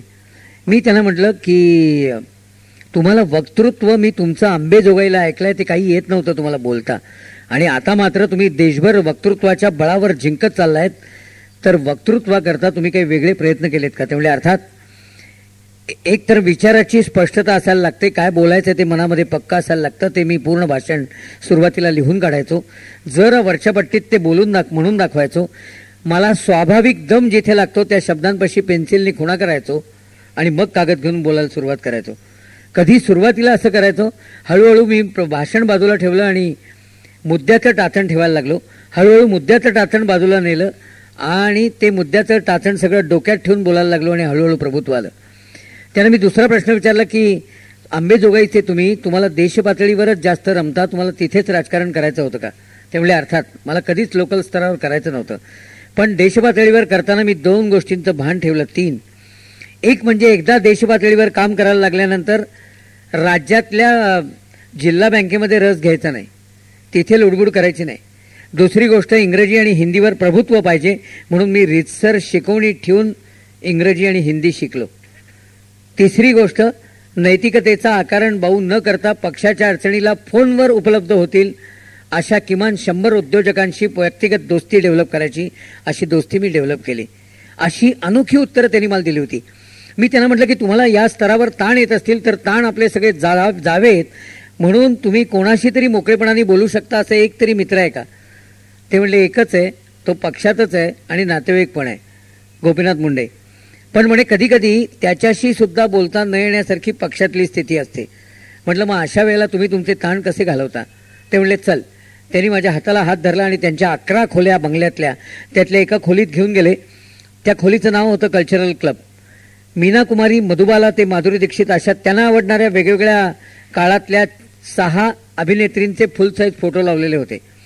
10,000 हिंदी मराठी गाणी रेकॉर्डबद्ध तिथे केलेली होती आणि 750 जगभरचे सिनेमे तिथे व्हिडिओबद्ध केलेले होते. ते म्हणले, मी ह्या खोलीत उत्तर रात्री कधीही शिरतो, कुठलंही गाणं ऑन करतो, कुठलाही सिनेमा ऑन करतो, गाण्याच्या सुरावटीबरोबर आणि सिनेमाच्या दृश्यमालिकेबरोबर मी सगळं काही कोणाच्याही मदतीशिवाय विसरून जाऊ शकतो आणि रिलॅक्स होतो. मला बरं वाटलं की आमच्या कलेच्या प्रांतातल्या 2 गोष्टींमुळे एका मातब्बर राजकारणाला रिलॅक्स व्हायला होतं. काहीतरी कलावंतांचा त्यांना उपयोग. असा अनोखा पैलू या महाजनांचा मिळाला. राजकीय लोकांच्या अनेक गमती सांगता येतील. मी 2 सांगणार म्हणता म्हणता आपली रसिकता आणि जाणकारी लक्षात घेऊन काही ठिकाणी मी प्रत्येक क्षेत्रातल्या 3-4 जणांपर्यंत गेलो. तसंच या राजकारणातल्या सुद्धा अजून एका व्यक्तीची गंमत सांगणार की ज्या व्यक्तीची मुलाखत घेताना मला सर्वाधिक आनंद कायम मिळत आलेला आहे ते म्हणजे बाळासाहेब ठाकरे. त्यांच्या आयुष्यातली टेलिव्हिजनवरची पहिली मुलाखत मीच घेतली होती, ज्यावेळेला ते मातोश्रीवरनं टीव्हीवर मुलाखत द्यायला येत असत. सुरक्षिततेचं वगैरे कारण नव्हतं. मी आमची 25वीमध्येच त्यांची मुलाखत घेतलेली होती पहिल्यांदी. आणि अगदी अलीकडच्या टप्प्यावर गेल्या वर्षी 3 मुलाखती पाठोपाठ ज्या राजकीय याच्यावरच्या घेतल्या त्याही घेण्याचं भाग्य बाळासाहेबांच्या विशेष सूचनेवरनं मला मिळालं. हे मी माझं सद्भाग्य समजतो. मला सर्वाधिक आवडण्याचं कारण असं की हे एकमेव राजकीय नेता असा आहे की जे मी असं बोललोच नाही असं नंतर म्हणून आम्हाला तोंडघशी पाडत नाहीत कधीही. मी बोललोय त्याच्याशी ठाम असतात ते. दुसरी गोष्ट, ते अत्यंत दिलखुलास आणि उमदे आहेत. धमाल गप्पा मारतात मैफल रंगात आली की. कदाचित व्यंगचित्रकार मुळातले असल्यामुळे हा दिलखुलासपणा त्यांच्यामध्ये असेल. अन्य राजकारणातल्या वृक्ष माणसांच्या पलीकडे त्यांचा दिलखुलासपणा आहे. त्यांना विनोद सांगायला आवडतात, विनोद ऐकायला आवडतात. एकदा मी मध्यंतरी मुलाखतीच्या करता गप्पा मारला म्हणून गेलेलो असताना त्यांना म्हटलं, मुलाखत देताय ना? ते म्हणले, मुलाखत राहू दे बाजूला, आधी एखादा विनोद सांग. म्हटलं, आता विनोदाची फरमाईश हेच करतायत तर आपण त्यांच्यावरचाच विनोद सांगूया. हा खरं तर आगाऊपणा होता, पण मुठीचा पाण्याचा परिणाम असेल म्हणून मी केला थोडा आगाऊपणा. मला जाणून घ्यायचं होतं की खरंच उमदे आहेत का, खरंच दिलखुलास आहेत का. खरं हे चेक करायचं कारण नव्हतं, ते आहेतच. पण मी त्यांच्यावरचा विनोद त्याकरता सांगितला. तो असा होता, एका बसस्टॉपवर एक जण उभा असतो, थोड्या वेळाने दुसरा तिथे येतो आणि पहिल्या उभ्या असलेल्याला विचारतो, तुमची बाळासाहेब ठाकरेंची ओळख आहे का हो? तर नाही हो, मी बसचा प्रवासी आहे, बस आली की बसणाराने जाणार. तुमची मनोहर जोशींची ओळख आहे का हो? तर नाही हो, काही नाही. तुमची निदान इथल्या शिवसेना शाखा प्रमुखाची ओळख आहे का? तर नाही हो, माझा राजकारणाशी काही संबंध नाही आणि शिवसेनेशी अजिबात नाही. शिवसेनेशी अजिबात संबंध नाही हे ऐकल्याबरोबर तो प्रश्न विचारणारा त्या आधीच्याला म्हणाला, मग साल्या माझ्या पायावरचा पाय काढ की. आधी चेक केलं की नाही ना बाबा, सेनेचा मग पाय उचलायला लावला. हे ऐकल्यावर बाळासाहेब हसायला लागले. फक्त मला म्हणाले, गाडगीळ तुम्ही पत्रकार बायस आहात, तुम्हाला आमच्यावरच आठवतं का, विरोधकांचं नाही आठवत का? म्हणजे आठवतं की साहेब? मग म्हणे सांगा की. त्यावेळेला दिल्लीमध्ये एक राजकीय विनोद लोकप्रिय होता, तो मी पाठोपाठ त्यांना ऐकवला. तो काय होता तर तत्कालीन पंतप्रधान नरसिंह राव यांना विचारतात 2 अधिक 2 किती? तर ते त्यांच्या पद्धतीने 5-6 महिने काही उत्तरच देत नाही. बाद में अर्जुन सिंह जी को पूछा जाता है कि 2 + 2 कितना? वो बोलते वैसे तो 4 है, लेकिन मध्य प्रदेश में जाना होगा, कार्यकर्ताओं के साथ बात करनी होगी, वो जो तय करेंगे वो बाद में हम आपको बता देंगे. शेवटी शरद पवारांना विचारतात, शरद पवार 2 अधिक 2 किती? ते म्हणतात द्यायचेत का घ्यायचेत? हे ऐकल्यावर बाळासाहेब मनमुराद हसायला लागले. फक्त मला म्हणाले, गाडगीळ तरीही तुम्ही बायस आहात. म्हटलं, साहेब कसं काय? आता तुमच्या विरोधकाची पण गंमत सांगितली. ते म्हणले, अहो तुम्ही विनोदात सगळ्या राजकीय लोकांना 2 अधिक 2 ची बेरीज घातली, तुम्ही विनोदात सुद्धा सेनेच्या कोणाला बेरीज घातली नाही. तुम्हाला काय वाटलं आमच्या लोकांना एवढी बेरीज येत नाही? निदान मनोहर जोशी गणिताचे मास्तर आहेत, त्यांना तरी विनोदात का होईना 2 अधिक 2 विचारायचं.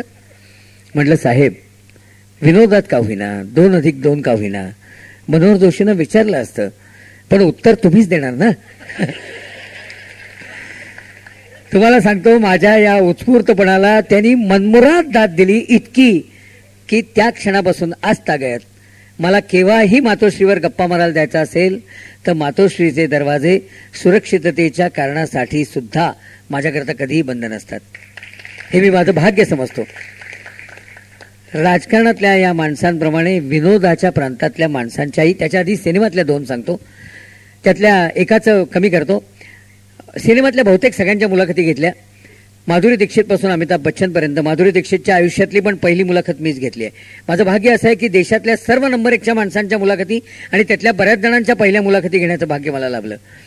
याच्यामध्ये माधुरीबद्दल मी बऱ्याचदा लोकसत्ता, महाराष्ट्र टाइम्स सगळीकडे लिहिलेलं आहे, म्हणून मी पुनरुक्ती त्याची करत नाही, आपल्याला अधिक नवीन माणसांपर्यंत वेळेच्या मर्यादेत जाता येऊ म्हणून. पण माधुरीचं मला जाणवलेली गोष्ट एवढीच की वलयाच्या उच्च शिखरावर गेल्यानंतर सुद्धा तिच्यामध्ये असलेलं साधेपण, निखळपण, अनौपचारिकपण हे आजही कायम आहे. हे मी तिच्या सासूरवाडी डेन्व्हरला गेल्यानंतर सुद्धा अनुभवलेलं आहे. त्याच्यावर मी लोकसत्तामध्ये तिच्या एकाकीपणावर लेख पण लिहिलेला होता, जो कदाचित आपण मुंबईकरांनी वाचलेला असेल.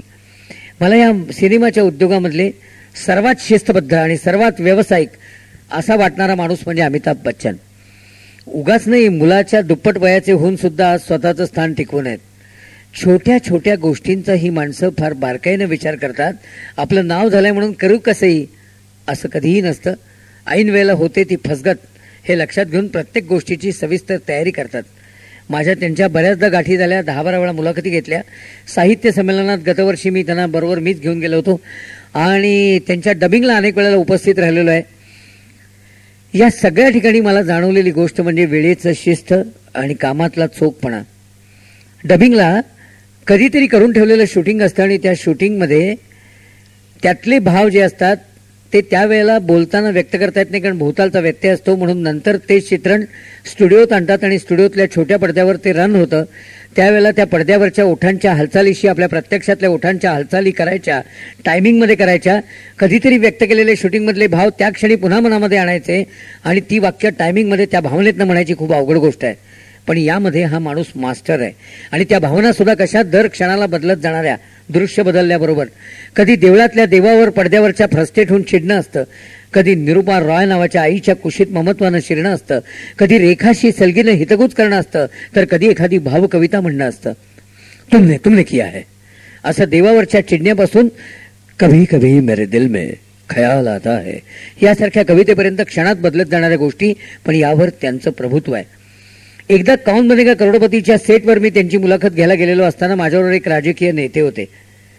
त्यांनी माझी ओळख नव्याने करून दिली अमिताभ बच्चनांशी. ते म्हणाले, तुम्ही आता कौन बनेगा करोडपतीमध्ये जे करताय ना, अँकरिंग, कॉम्पेअरिंग, सूत्रसंचालन, हे मराठीमध्ये नोकरी सोडून देऊन पूर्ण वेळेचा व्यवसाय म्हणून करणारे आमचे मित्र गाडगिळे आहेत. असं म्हटल्यावर त्यांनी काय करावं. सगळ्या अर्थाने मोठा असलेला माणूस तरी ते उभे राहिले आणि मला म्हणले, very please to meet you. माझ्या अँकरिंगमध्ये तुम्हाला वाईट काय जाणवलं आणि का, आणि चांगलं काय जाणवलं आणि का. म्हटलं, वाईट काय हो, सगळं चांगलंच आहे. म्हणजे काय आणि का मला जाणून घ्यायचं आहे, तुम्ही इतके वर्ष करताय. म्हटलं, तुम्ही स्वतःच्या खुर्चीतनं उठता आणि दिव्याच्या झोतात समोरच्या खुर्चीत बसलेल्या सामान्याची ओळख करून देण्याकरता चालत जाता, तेव्हा तुमच्या चालीतला डौल आणि आत्मविश्वास हाच बाजी मारून जातो. तर हा आत्मविश्वास तुम्ही कल्टिवेट केलेला आहे का अंगभूत आहे. त्यावर त्यांनी मला सांगितलं की उसकी एक बिझनेस ट्रिक है. म्हटलं, काय बिझनेस ट्रिक आहे. ते तुम्ही पाहिलं असेल, आपल्या पण लक्षात नव्हतं आलं. ते म्हणले, मी जेव्हा खुर्चीतनं उठतो तेव्हा माझ्या कोटाची बटणं सोडत जातो आणि दिव्याच्या झोतात चालत जातो, त्यावेळेला ती बटणं पुन्हा लावत जातो. म्हणजे काय करतो, दोन्ही हाताला बिझनेस देतो. त्यामुळे दोन्ही हात अडकलेले असल्यामुळे मी उंच असूनही चालत जाताना हात लोंबकळलेले राहत नाहीत आणि असे हात बांधलेले असल्यामुळे आपोआप खांदे ताठ राहतात. त्यात कसलं कौतुक. सांगायचं तात्पर्य, एवढ्या टोकाच्या पदावर जाऊन सुद्धा इतक्या छोट्या गोष्टीचा विचार ही माणसं करत असतात. हे आपण सगळ्यांनी शिकण्यासारखं आहे. मला तर नक्कीच शिकायला मिळालंय. मी तर माझ्या डोक्यात असं आहे, माझी 6 पुस्तकं आहेत. माझं 7वं पुस्तक मी टॉप 10 यावर लिहिणार आहे. म्हणजे देशातले सगळे नंबर 1ची माणसं, ती नंबर 1च्या पदावर जाताना त्यांनी आपल्यामध्ये काही बदल केले का, मानसिकतेत बदल केले का, सवयी बदलल्या का, विचारधारेमध्ये बदल केले का, वागण्या बोलण्यात बदल केला का, सगळ्यांनी केलाय. ते सगळं जाणून घेऊन नव्या मराठी पिढी करता ते द्यावं असं माझ्या मनात आहे. एकच गोष्ट सांगतो, म्हणजे किती हे मोलाचं आहे लक्षात येईल. सर्व मराठी माणसांनी शिकण्यासारखी सर्व टॉप नंबर 1च्या माणसांमधली एक कॉमन गोष्ट आहे. ती म्हणजे ही सर्व नंबर 1ची माणसं दुसऱ्याच्या निगेटिव्ह गोष्टीवर चर्चा सुद्धा करण्यात आपला पॉझिटिव्ह वेळ वाया घालवत नाहीत. आपण मात्र भेटल्यानंतर पहिल्यांदा कळलं का त्याचं, या गॉसिपिंग मध्येच अडकतो आणि चांगला पॉझिटिव्ह वेळ आपण आपल्या व्यक्तिगत सुधारणांमध्ये घालवायचं विसरतो. हे या सगळ्या नंबर 1च्या माणसांकडनं मला असं भरभरून शिकायला मिळालं आहे. त्याच्यावरचं पुस्तक मी देणार आहे. सिनेमापासून, राजकारणापासून, पंचवीशीपासून रस्त्यावरच्या माणसांपर्यंत सगळ्यांना सांगता सांगता मी शेवटाकडे जात असताना विनोदातल्या 3 माणसांच्या मुलाखती घेतल्या एका आठवड्यात. विनोद हे मूळ माध्यम, पण प्रकार वेगळे. म्हणजे उदाहरणार्थ, रंगरेषातनं विनोद साधणारे RK लक्ष्मण, आंतरराष्ट्रीय ख्यातीचे व्यंगचित्रकार. रंगमंचावरनं विनोद साधणारे अभिनयातनं शरद तळवलकर आणि लेखणी वाणीतनं विनोद साधणारे पु ल देशपांडे. या तिघांनाही मी एक प्रश्न समान विचारला. म्हटलं, तुम्हाला उत्स्फूर्त सुस्त कसं. तिघांनी पण मला उत्तर दिलं समानच. ते म्हणले, उत्स्फूर्त सुचण्याकरता लहानपणापासून वात्रटपणा अंगामध्ये असायलाच लागतो. म्हणजे मग भोवतालच्या गोष्टीतली विसंगती पटकन कळते आणि मग आपण आपापल्या माध्यमातून ती पटकन मांडत जातो. प्रत्येकाने ह्या आपले वात्रटपणे सांगितले पण आणि मला अनुभवही दिले. RK लक्ष्मणांची मुलाखत संपली आणि मी आणि RK लक्ष्मण पुण्याच्या ब्लू डायमंड हॉटेलमध्ये जेवायला बसलो होतो. रेस्टॉरंटच्या दरवाजातनं एक जोडपं आतमध्ये येत होतं. त्यातल्या बाईंनी RK लक्ष्मणांना बघितलं आणि आपल्या पर्समधनं सिग्नेचर बुक बाहेर काढलं, स्वाक्षरी वही. तिनं ती स्वाक्षरी वही बाहेर काढल्याचं RK लक्ष्मणांनी बघितलं आणि आम्हाला म्हणाले, त्या बाई जवळ आल्यावर आता गंमत बघा. आम्हाला उत्सुकता, ती बाई जवळ आल्यावर RK लक्ष्मण काय गंमत करतायत. त्या बाई जवळ आल्या आणि आरके लक्ष्मणांना म्हणाल्या, सिग्नेचर प्लीज, सही द्या ना. तर आरके लक्ष्मणांनी अगदी निरागस चेहरा करून त्या बाईंकडे बघितलं आणि म्हणाले, मी जर आरके लक्ष्मण सारखा चष्मा लावलाय तर सकाळपासून फसलेल्या तुम्ही 7व्या. आणि त्या बाईंनी पण ते खरं गृहीत धरून सॉरी करत त्या गेल्या. आता हा वात्रटपणा त्यांच्याकडे असल्यामुळे त्यांना भोवतालच्या गोष्टीतली विसंगती पटकन कळते आणि 3 ते 3.25 15 मिनिटात स्केच काढून ते संपादक विभागात देत असत. शरद तळवलकर त्यांच्या वात्रटपणाबद्दल काय बोलणार. त्यांची मी पहिली मुलाखत घेतली त्यावेळेला मी त्यांना म्हटलं की तुम्ही हिरो व्हायला म्हणून सिनेमामध्ये आलात आणि तुम्हाला टक्कल तर पहिल्यापासून आहे, तर हिरो व्हायला येताना टकलाचा प्रश्न पडला नाही का. ते म्हणले हिरो होताना नाही प्रश्न पडला, पण रोज सकाळी उठल्यानंतर तोंड धुण्याकरता मी वॉश बेसिनच्या आरशासमोर जातो ना, त्यावेळेला तोंड कुठपर्यंत धुवायचा हा प्रश्न पडतो म्हणे. ते म्हणले पुण्यामध्ये मला तर वात्रटपणामुळे मी जीवावरच्या संकटातनं वाचलेलो आहे. म्हटलं म्हणजे. ते म्हणले पुण्यामध्ये ज्यावेळेला भरपूर रिकामे रस्ते होते त्यावेळेला मी आणि माझा मित्र आपापल्या सायकलवर बसून गप्पा मारत, सायकल वेगवेगळी असूनही एकमेकांच्या खांद्यावर हात टाकून कसरती करत गप्पा मारत जायचो. त्यावेळेला पुण्यामध्ये प्रेतं जायची, ती रामबोला बहिराम करत खांद्यावरनं जायची, अँब्युलन्समधनं जात नव्हती. त्या काळामध्ये म्हणे मी माझ्या एका मित्राबरोबर सायकलवरनं गप्पा मारत अशाच कसरती करत जात असताना समोरनं आडवं गेलेलं प्रेत मला दिसलंच नाही आणि माझ्या सायकलच्या पुढच्या चाकाचा धक्का त्यातल्या एका खांदाधाऱ्याला लागला. तो खांदाधारी खाली पडला. तो खाली पडल्यावर प्रेत खाली पडलं. प्रेत खाली पडल्यावर प्रेताबरोबरचे नातेवाईक मला मारायला उठले. ते मारायला उठल्यावर म्हणे मी काय करावं. मी त्या प्रेताच्या जवळ गेलो, खाली वाकून प्रेत बघितलं, मारणारे हात बघितले आणि त्यांना म्हणालो, तो खाली पडलाय, तो काही बोलत नाही आणि तुम्ही कशाला उगाच चिडताय. त्या लोकांना म्हणे हसावं का रडावं कळेना. असं कधी कधी जीवावरच्या संकटातनंही वाचलेलो आहे म्हणे मी. आणि पुलंबद्दल तर काय सांगणार, आपण सगळे त्यांचे चाहते आहात. त्यांच्या अगदी खरकट पुस्तकापर्यंत त्यांचे सगळे विनोद तुम्ही ऐकले, वाचले, पाहिले, अनुभवलेले असतील. एकच विनोद असा आहे की ज्याला मी एकटा साक्षी होतो आणि अजून 2 पत्रकार, जो कुठेही छापून नाही आलेला. पुण्यामध्ये लकडी पूल ओलांडून फर्ग्युसनच्या दिशेने जायला लागल्यानंतर आबासाहेब गरवर यांच्या नावाचा पूल आहे. या पुलाचा उद्घाटन समारंभ होता, त्याला मी उभा होतो आणि पुलं काहीतरी खरेदीला बाजूला आले होते. मला म्हणले काय रे काय चाललंय. म्हटलं काही नाही, आबासाहेबांच्या नावाने पूल उभा राहतोय. ते म्हणले जिवंतपणी नाव दिलंय. म्हटलं हां, त्यांची आठवण पुढे राहावी या पुलाच्या निमित्ताने म्हणून. त्यांनी पुलाकडे बघितलं आणि म्हणले मला तरी असं वाटतंय की या पुलामुळे आबासाहेबांपेक्षा त्यांच्या आईची आठवण जास्त राहील. म्हटलं आईची आठवण जास्त राहील कसं काय. त्यांनी पुन्हा एकदा निरागसपणे पुलाकडे बघितलं आणि म्हणाले या पुलावरनं जाताना प्रत्येक पुणेरी सायकलवाला आणि रिक्षावाला चम्माईला गरवार यांच्या असंच म्हणेल म्हणे. आता हे जे काही सुचणं असतं ना, कमाल असते हो. माझं भाग्य असं, पुलं काय, भीमसेनजी काय, शरद तळवलकर काय, बाबासाहेब काय, अशा असंख्य माणसांबरोबर मला मनमुक्त प्रवास करता आला आणि त्यांच्या अशा खचाळपणाला आनंदानं सामोरं जाता आलं. म्हणून मी काही स्वतः आनंद घेऊ शकलो आणि अशा कार्यक्रमातनं तुमच्यापर्यंत त्यातल्या 4 गमती पोचवू शकलो. स्मिता तळवलकरनी मला गजऱ्यामध्ये एकदा प्रश्न विचारला होता, 2 विचारले होते. एक म्हणजे सुधीर, तू पुण्याचा असूनही हसतमुख कसा. म्हटलं माझा चेहरा पुण्याचा आहे आणि मुखवटा मुंबईचा आहे, कारण बराच काळ माझा इथेच गेलाय आणि जातो. आणि दुसरा प्रश्न होता, तू अनेक राजकीय लोकांची बोलती बंद केलेली आहेस, तुझी बोलती कोणी बंद केली आहे का. म्हटलं एकच व्यक्ती, आणि ती म्हणजे दादा कोंडके. दादा कोंडकेंनी बोलती काय बंद केली ती मी आणखीन काही क्षणांनी, कार्यक्रम संपवायची वेळ पूर्ण होईल त्यावेळेला सांगेन. शेवटी सांगण्याचं कारण असं की आतापर्यंत तुम्ही भरभरून दाद देत आहात, संपवताना सुद्धा इथून किमान गालातल्या गालात हसत जावं, आनंदाने जावं. आणि मराठी माणसाची आपली पद्धत आहे, दुसऱ्याची उडालेली खिट्टी ऐकताना किमान गालातल्या गालात आपण हसतो. तर मी माझीच उडालेली खिट्टी तुम्हाला दादा कोंडक्यांनी घेतलेली फिरकी शेवटाला सांगेन आणि मग आपण कार्यक्रम संपू. माझ्या कार्यक्रमाच्या या अनौपचारिक शब्दखेळाच्या किस्सेकथनाच्या कार्यक्रमाचं स्वरूप असं आहे की मी इथपर्यंत येऊन ठेपतो, दादांची आठवण देतो आणि मधल्या टप्प्यावर जो काही उपलब्ध शिल्लक वेळ असेल त्याच्यामध्ये आपल्यासारख्या रसिकांना प्रश्न विचारण्याची आठवण करतो. कारण आपल्या मनामध्ये काही वेगळीच माणसं आकाराला येत असतात, त्यांच्या काही आठवणी तुम्हाला हव्या असतात, अन्य काही शंका असतात, त्या मुलाखतकाराबद्दल काही शंका असतात, त्याला काही खाजगी विचारायचं असतं. या सगळ्याकरता मी मुक्त प्रवेश देतो.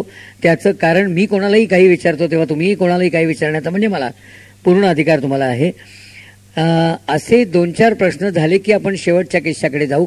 काही प्रश्न तुम्ही विचाराल, तुमचे विचारून संपले की प्रदीप शेजारी बसलेलाच आहे, तो 1-2-3 विचारेल आणि मग मी शेवटाकडे जाईन. आतापर्यंत माझा अनुभव असा आहे की इतक्या वेळ भरभरून रसिकतेने दाद देणारी आपल्यासारखी मंडळी प्रश्न विचारा म्हटलं की आधी बळी कुणी जायचं म्हणून एकमेकांकडे बघायला लागतात आणि नंतर मात्र प्रश्नाची सरबत्ती इतकी सुरू होते की आयोजकांना माझ्या पाठीमागे येऊन खून करायला लागते. वेळ झालेली आहे, पोलीस बंदोबस्त आहे, थांबूया. मला आत्ता खात्री आहे की आपली आत्तापर्यंतची दाद बिटवीन द लाईन खुसखुशीतपणे मिळालेली दाद लक्षात घेता आपल्याही मनामध्ये प्रश्न असतील जरूर विचारा. बोला. नाना पाटेकरची मुलाखत मी अनेकदा घेतली. नाना पाटेकर बरोबर मी नाटकात कामही करत होतो. शेवटचं मी नाटकातलं काम विजय तेंडुलकर लिखित भाऊ मुरारराव या राजकीय नाटकामध्ये नानाबरोबर मी काम केलं होतं आणि त्याच्यातनं त्यांनी मला एक प्रयोग झाल्यानंतर काढून टाकलं आणि माझा त्याचा जेव्हा एकत्र शो असतो कुठेही परदेशात इथे नुकताच अमेरिकेत जेव्हा झाला त्यावेळेला त्यांनी सांगितलं सगळ्या लोकांना पुढे येऊन की हा माझ्याबरोबर नाटकात काम करायचा, याला अभिनय जमत नाही म्हणून मी याला नाटकातनं काढून टाकला आणि म्हणून हा निवेदनाकडे वळला. तर तुम्हाला निवेदक म्हणून ह्याला जर दाद द्यायची असेल तर त्याचं क्रेडिट मला द्या. त्याचं वाक्य संपता क्षणी मी माईक हातात घेतला आणि म्हटलं, कोणालाही काहीही विचारलेलं नसताना स्वतःची टिमकी स्वतःच आपणहून हातात माईक घेऊन माणसं जेव्हा सुरू करतात तेव्हा त्यांना काहीतरी न्यूनगंड असतो. नाना, तुला कुठला न्यूनगंड आहे? हे सांगायचं तात्पर्य असं, आमची इतकी दोस्ती आहे की अशा जुगलबंद्या आमच्या नेहमी चालतात. नानासारखा इंटेन्स मनस्वी माणूस मी पाहिला नाही. हिंदी पडदा गाजवलेली 2 मराठी कलावंत आहेत की त्यांच्या इतकी इंटेन्सिटी मी पाहिली नाही. नाना पाटेकर आणि स्मिता पाटील. नाना पाटेकर हा उत्तम कविता करतो, बोलता बोलता कविता करतो. गर असेपर्यंत फळ, खाल्ल्यानंतर उरतं टरफल, असं बोलता बोलता करतो तो, इतक्या सहजतेने. तो उत्तम चित्र काढतो, रांगोळी काढतो. तुम्हाला माहिती असेलच, गणपतीच्या दिवसात आईच्या घरी नियमाने जाऊन तिथे व्यक्तिचित्र काढतो तो, जे पाहायला दगडूशेठ हलवाई गणपतीपेक्षा जास्त गर्दी असते. असं उत्तम चित्रकार आहे तो. चिडतोही खूप आणि धमाली खूप करतो. त्याला मी म्हटलं हे कसं काय? तो म्हटलं इंटेन्सिटीचे काय कप्पे करता येतात का? जसा चिडतो तसा हसतो, तसा खुलतो, तसा गातो, तसा कविता करतो. आणि जे खरं आहे म्हणून मला कायम आवडलेला आमचा हा नाना आहे.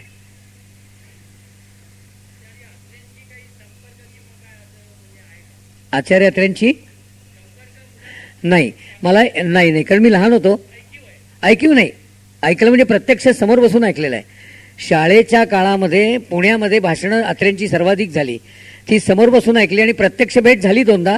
आत्माराम सावंत मराठामध्ये होते, त्यांनी आणि शिरीष त्यांनी माझी त्यांची गाठ मराठा दैनिकामध्ये 1969च्या मे महिन्यात करून दिली आणि नंतर जूनमध्ये ते गेले.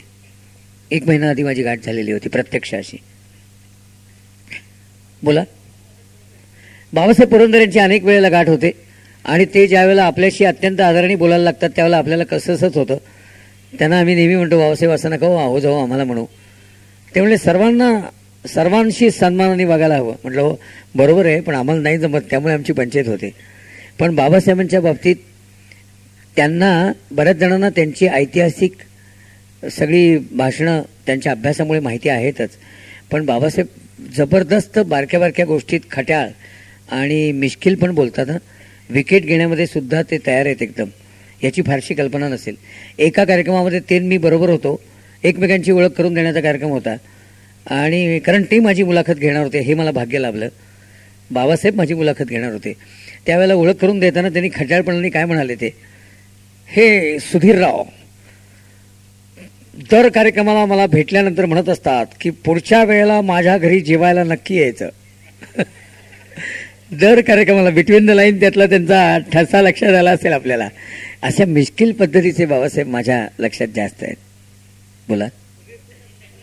हा निळू, आईला निळू भोल्याना भेटलोय की. निळूभाऊंना मी भेटलोय. निळूभाऊंच्या बरोबर भरपूर काम केलं आहे. सामाजिक कृतज्ञता निधीच्या निमित्तानं लग्नाच्या बेडीचे प्रयोग राज्यभर होत असताना त्यातल्या काही प्रयोगाच्या दौऱ्यावरही मी त्यांच्याबरोबर त्यांना मदतीला म्हणून जात होतो. निळूभाऊन इतका प्रचंड लोकप्रियता असूनही कणमात्र वलयाचा बाऊ न करणारा मी माणूस नाही पाहिला. चुकूनही नाही, साध्या असेल त्या ड्रेसामध्ये निघत चला कुठल्याही हॉटेलच्या टेबलावर बसून चहा पिण्याची त्यांची तयारी असायची. आपण कोणीतरी, आणि हे कधी सिंहासन वगैरेच्या सिनेमाच्या किंवा बाइंडरच्या काळामध्ये एवढी लोकप्रियता प्रचंड असताना सुद्धा मंडईतल्या फुटपाथवरच्या टेबलवर बसून मिसळ खायला सुद्धा त्यांनी कुरकुर केलेलं नाही. ते म्हणले आपली प्रतिमा काही इतकी चिल्लर नाही आहे की असं कुठेतरी बसल्याने लगेच प्रतिमा खाली येते. वागण्यातला नेमकेपणा आणि विचारांची नेमकेपणा असेल तर नाही प्रतिमेला धक्का लागत. असं चांगलं त्यांच्याकडनं शिकायला मिळालंय. तेंडुलकर म्हणजे सचिन तेंडुलकर म्हणताय का विजय सचिन तेंडुलकर काय आहे, मी तुलनेने क्रिकेटमधल्या मुलाखती कमी घेतल्या. द्वारकानाथ संतगिरी आणि सुनंदन लेले यांच्याकडे त्याचं सगळं हे आहे कॉन्ट्रॅक्ट. पण ते घेण्याचं कारण असं, कमी घेण्याचं कारण असं की यांना करारबद्ध असतात ही मंडळी, आणि तुलनेने माझं राजकीय आणि याच्याकडे जास्त असल्यामुळे कमी घेतली. पण दोन्हीही मला आवडणाऱ्या क्रिकेटपटूंच्या मुलाखती घेतल्या आहेत, सचिन तेंडुलकर आणि सुनील गावस्कर. दोघांची एक एक गंमत छोटी सांगतो. सुनील गावस्करांची मुलाखत मी गरवारे पॅव्हिलियनमध्ये घेतली मुंबईत चर्चगेटला. तर तिथे त्यांनी मला पहिल्यांदाच सांगितलं की क्रिकेटवर काही विचारायचं नाही. अहो म्हटलं, तुम्हाला क्रिकेटवर काही विचारायचं नाही म्हणजे शरद पवारांना महाराष्ट्राच्या राजकारणावर न विचारण्यासारखं आहे. त्यामुळे खाजगी काही विचारा. म्हटलं नक्की? त्यामुळे नक्की. म्हटलं, तुमच्या घरामध्ये अशी कुठली गोष्ट आहे सकाळी उठल्यापासून रात्री झोपेपर्यंत की जी स्पॉन्सर केलेली नाही? याच्यावर तेही हुशार आहेत, त्यांनी पटकन उत्तर दिलं, मार्शनील गावस्कर. सचिन तेंडुलकर, मी जसं मगाशी इंटेन्स असलेली दोन जगभर गाजलेली मराठी माणसं म्हटलं ना, नाना पाटेकर आणि स्मिता, तसं वलयाच्या उच्च शिखरावर असून सुद्धा अत्यंत साधेपणा असलेली 3 माणसं मी बघितली आहेत. एक सचिन तेंडुलकर, माधुरी आणि जयंत नारळीकर. त्यातल्या सचिनचा साधेपणा सांगतो तुम्हाला. पुण्यामध्ये 1-2 महिन्यापूर्वी चंदू बोर्ड्यांचा सत्कार होता, त्याला हजर होता सचिन. आणि सचिनला स्टेजवरचा कार्यक्रम संपता क्षणी कव्हर करायचं आणि एअरपोर्टपर्यंत घेऊन द्यायची जबाबदारी माझ्यावर होती, कारण कोणीतरी गप्पा त्याशी मारणं आवश्यक होतं म्हणून. ते मी निघाल्याबरोबर त्या कॉरिडॉरमध्ये त्याच्या अंगावर इतकी माणसं येऊन पडली की पोलीस बोलवायला लागले. इतकी प्रचंड लोकप्रियता आहेच त्याची. मी त्याला हळूच विचारलं त्या अवस्थेत, म्हटलं सचिन, ह्या लोकप्रियतेची एक मजा असते वेगळी आणि ती हवीशी वाटते, पण ह्या लोकप्रियतेमुळे तुला सार्वजनिक ठिकाणी व्यक्तिगत गोष्ट काही हुकते का तुझी? त्यांनी काय सांगावं, इतका साध्या आवडीनिवडी आहेत. तो म्हणाला, ताज हॉटेलच्या पाठीमागच्या गल्लीत रात्री 11 नंतर गाडीवर गरम कबाब मिळतात म्हणला. ते गाडीवर बसूनच खाण्यात गंमत आहे, मला नाही ना जात आहेत म्हणला तिथे. इतका सिंपल माणूस आहे आणि 24 तास डोक्यात फक्त क्रिकेटच असतं. चुकूनही समोरच्या कोणाशी वेगळ्या आवाजाची पट्टी जराही वाढत नाही, किती वैतागला त्रास लोकांना दिलात तरी.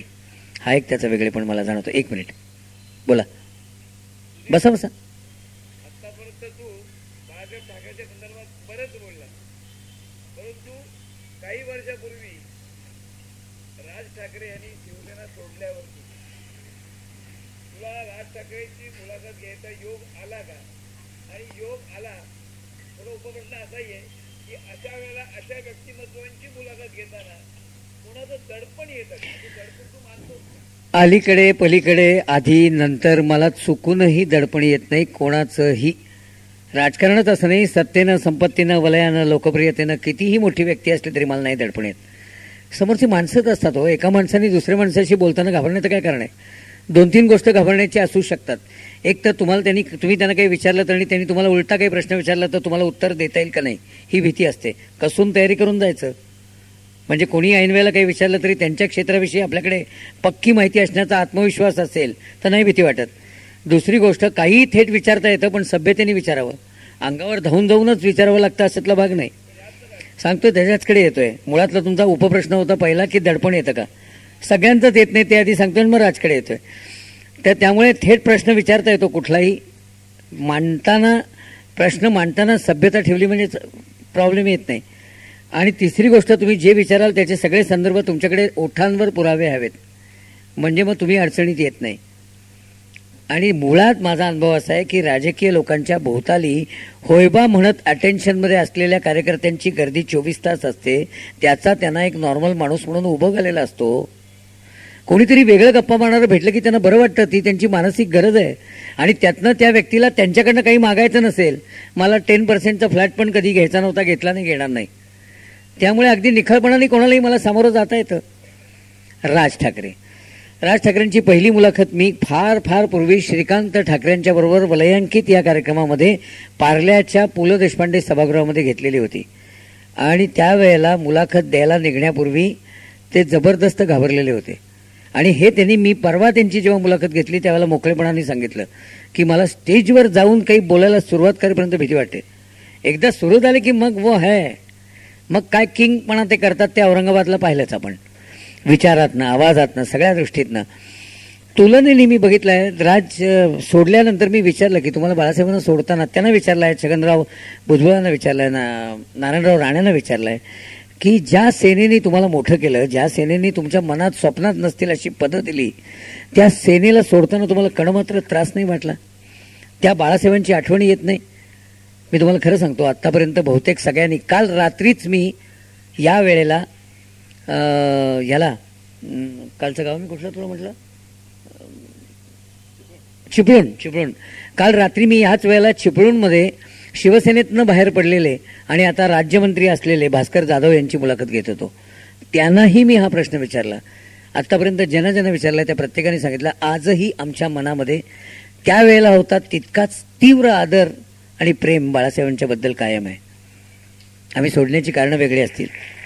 मी तेवढ्यापुरता थांबलो नाही. मी म्हटलं की ज्या काही गोष्टी घडत असतील तर माझं सगळ्यांशी उत्तम आहे, तर तुम्हाला जे थेट इकडेच तिकडे बोलता येत नसेल ते मी काही व्यक्त करू शकू का, अशी काही मदत होईल का, हेही मी मुलाखतीच्या वेळेला थेट जाहीर विचारलं होतं.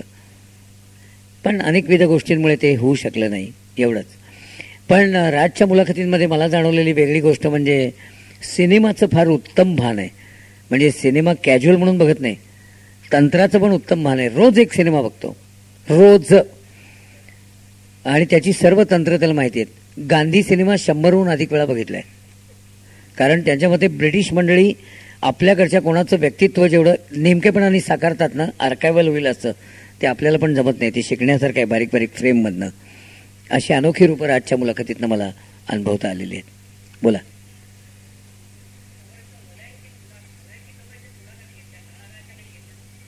का? आपण कदाचित उशिरा आला असाल, त्यामुळे आपल्याला माहिती नसेल. मी तळागाळातल्या माणसांच्या मुलाखती आवर्जून घेतो, कारण मी पूर्वी वर्तमानपत्रामध्ये असताना तळातल्या माणसांना वाचा फोडण्याकरताच वर्तमानपत्रातल्या पत्रकाराचं काम असतं. त्यामुळे त्यावेळेला अशा तऱ्हेच्या सर्व प्रश्नांच्यासाठी सुद्धा मी मुलाखती घेतलेल्या आहेत.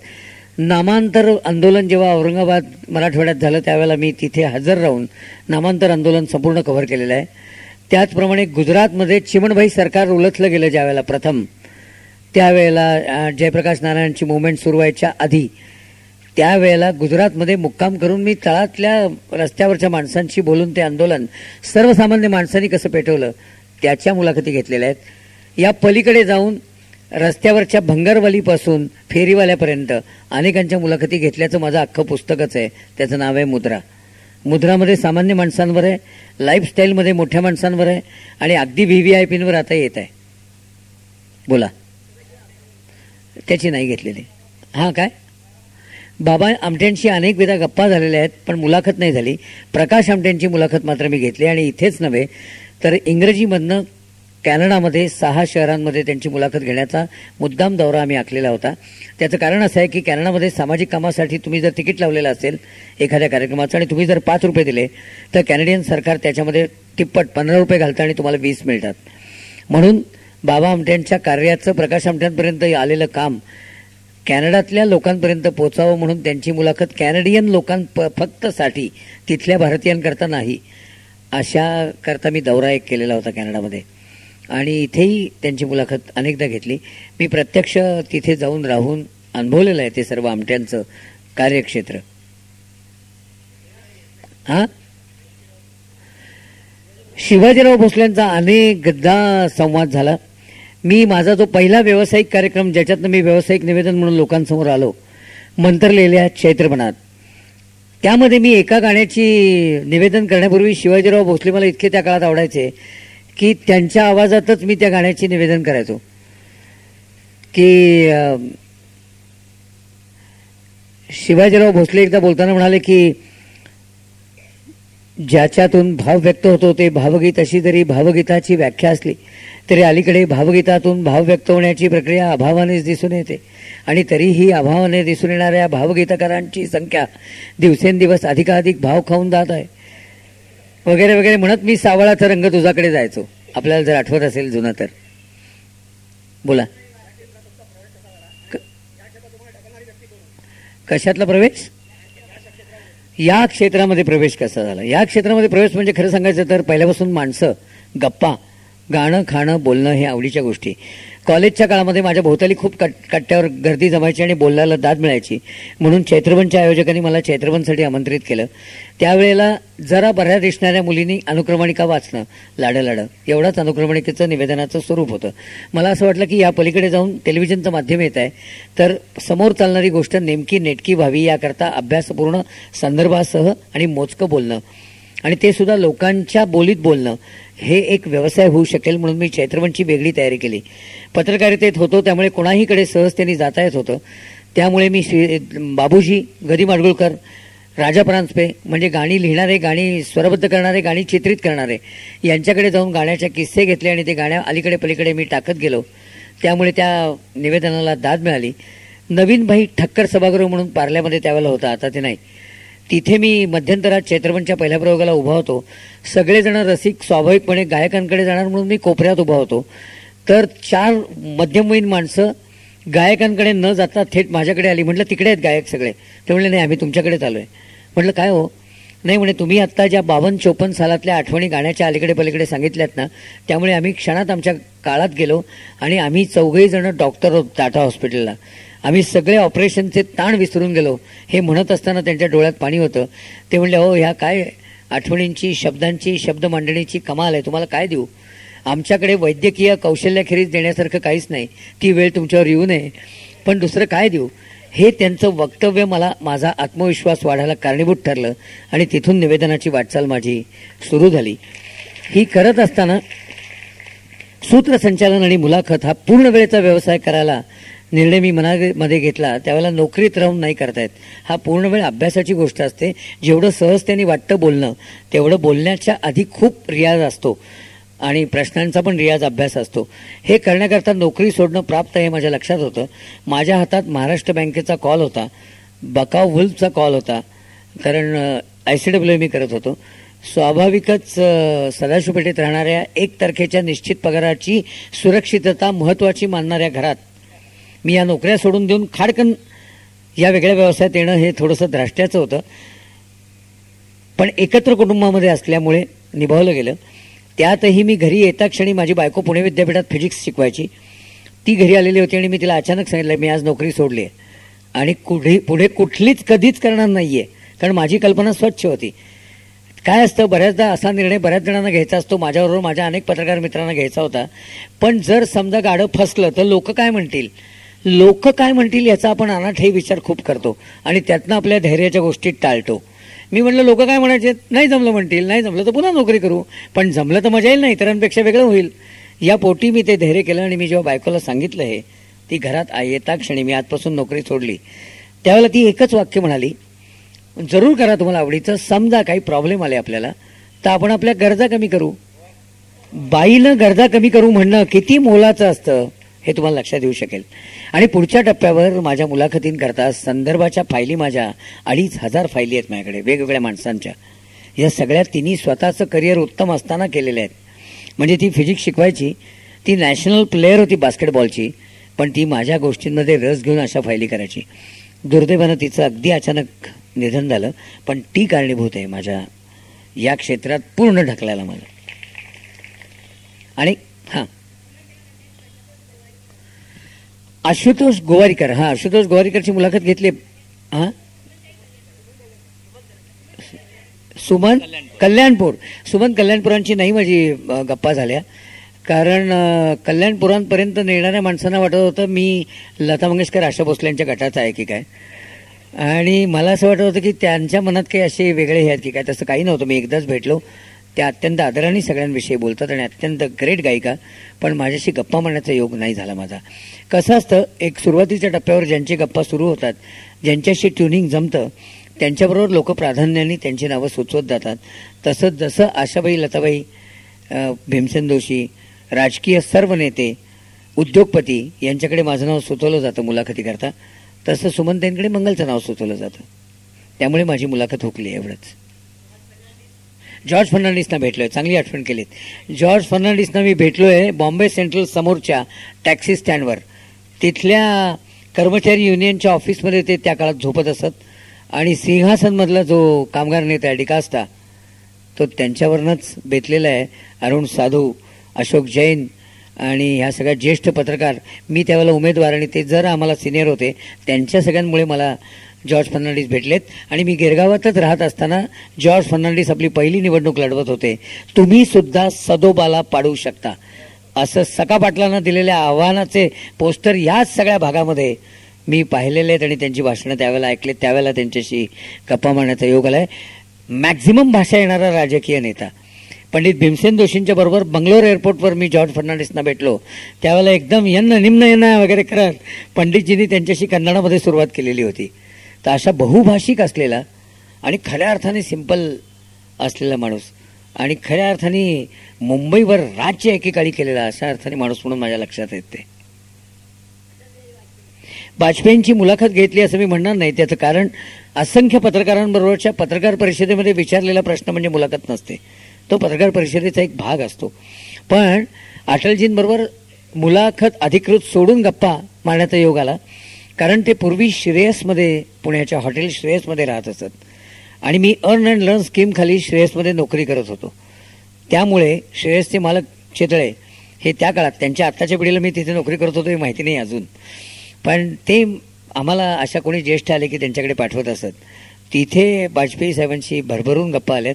वाजपेयी उत्तम मराठी बोलण्याची त्यांना हौस होती आणि तसा ते प्रयत्न सातत्याने करत असत. त्यांचं ते मराठी ऐकणं ही एक वेगळी मजा होती, वेगळ्या ढंगातलं मराठी ऐकणं. शांतारामांची मुलाखत एकदाच घेतली पिंजराच्या वेळेला. ते सर्वार्थानं मोठे होते, पण मी त्यांच्यावर काही भाष्य करावं किंवा त्यांच्या माझ्या बोलण्यातला किस्सा सांगावा असं सार्वजनिक किस्सा तो नाही आहे. जरा थोडासा वाईट आहे किस्सा, म्हणून मी सांगत नाही एवढंच, त्यांचा सन्मान राखण्याकरता. काही काही मंडळी कर्तृत्ववान असतातच, पण ते आपलं आणि आपण सोडून बाहेर फारसं बघत नाहीत. अशांना पत्रकार विचारायला लागल्यानंतर जरा थोडं त्या बाहेर आणण्याचा प्रयत्न करतात आणि मग वादावादी होण्याची शक्यता असते. त्यामुळे आठवण कटू आहे म्हणून सांगत नाही. हां, कॉम्रेड डांगेंशी गप्पा झाल्यात. कॉम्रेड डांगेंचे भाषणही ऐकण्याचा योग आला. कॉम्रेड डांगे अप्रतिम संस्कृत बोलत असत. अप्रतिम संस्कृतवर त्यांचं प्रभुत्व होतं आणि तितकं सोपं मराठी होतं. आणि विचारसरणी आहेत ना सगळ्या, त्या पहिल्यांदी जर आम्हाला कोणाकडनं ऐकायला मिळाल्या असतील पुस्तकांपलीकडच्या, पुस्तकं आणि प्राध्यापक ही माणसं ते अधिक अवघड करतात, पण ह्या माणसांनी मात्र ते अगदी सोप्या भाषेत करून सांगितलं. एस.एम. जोशींच्याकडे त्यांना भेटण्याचा योग अनेकदा आला आणि मी त्यांना एकदा विचारलं की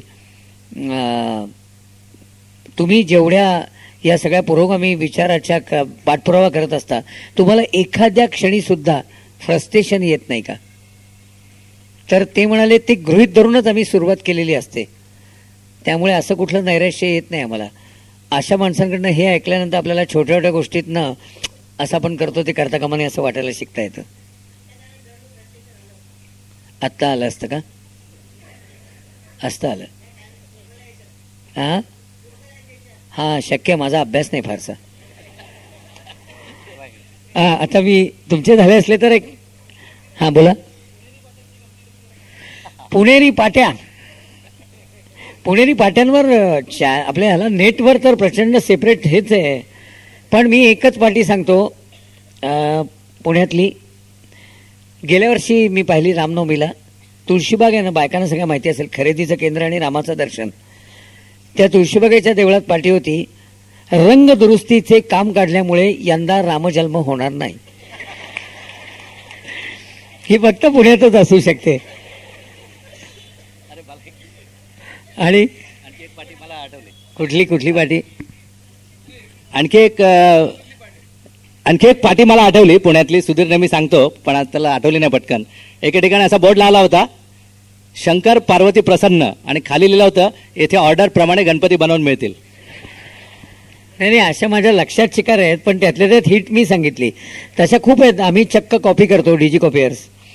किंवा आपणास गरम पदार्थ हवा ना, मग उशीर होतो म्हणून पुन्हा पुन्हा काय विचारता, अशी लॉजिकल पाठी पण आहे.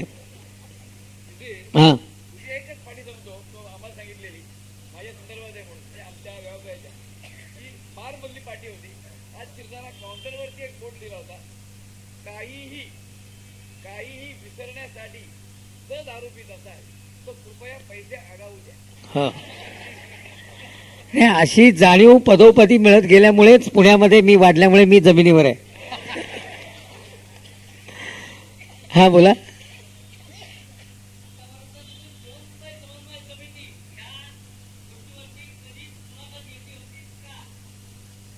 प्रेमाने विचारताय का दम भरताय?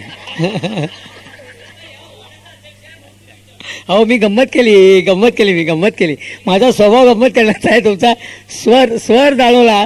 आणि समन्वय समितीच्या माणसांना भेटले, पण मुलाखत अशी नाही घेतली.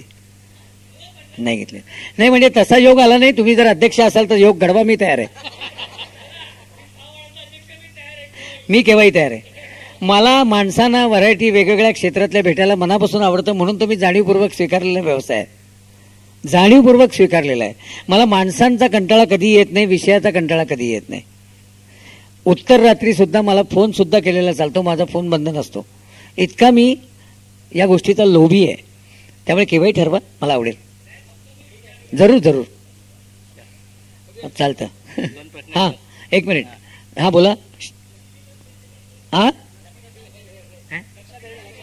लक्ष्मीकांत बेर्डेला मी जे अनुभवलेलं आहे ना, ते नटबीट झाल्यावर तर अनेकदा अनुभवलं, पण नट होण्याच्या आधी पडद्यामागे बॅकस्टेजचं काम करण्यामध्ये सुद्धा तो ज्या तन्मयतेने काम करायचा आणि जराही फ्रस्ट्रेट न होता ते काम करत तो या दिशेकडे गेला, ते पाहिल्यानंतर कमाल वाटते त्याची. पण त्यानंतर त्याची तिकडची दिशा जरा जास्तच वाढत गेली आणि दुर्दैवी अंत झाला. त्याचा त्रासही झाला. त्याच्याबद्दल त्याला बोलूनही काही उपयोग होत नसे आणि तसा असंख्य मराठी कलावंतांना उपयोग झाला नाही सांगून. अशी मालिकाच आहे दुर्दैवाने. तुझ्याकडे देऊ. 2 प्रश्न विचारतो.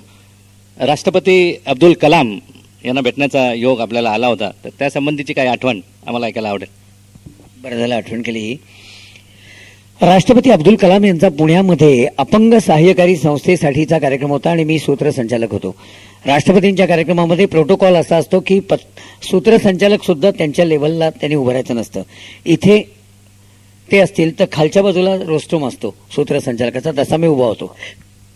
राष्ट्रपतींनी आपल्या बोलायला सुरुवात करण्यापूर्वी आणि फक्त वरती मुख्यमंत्री, राज्यपाल आणि आयोजक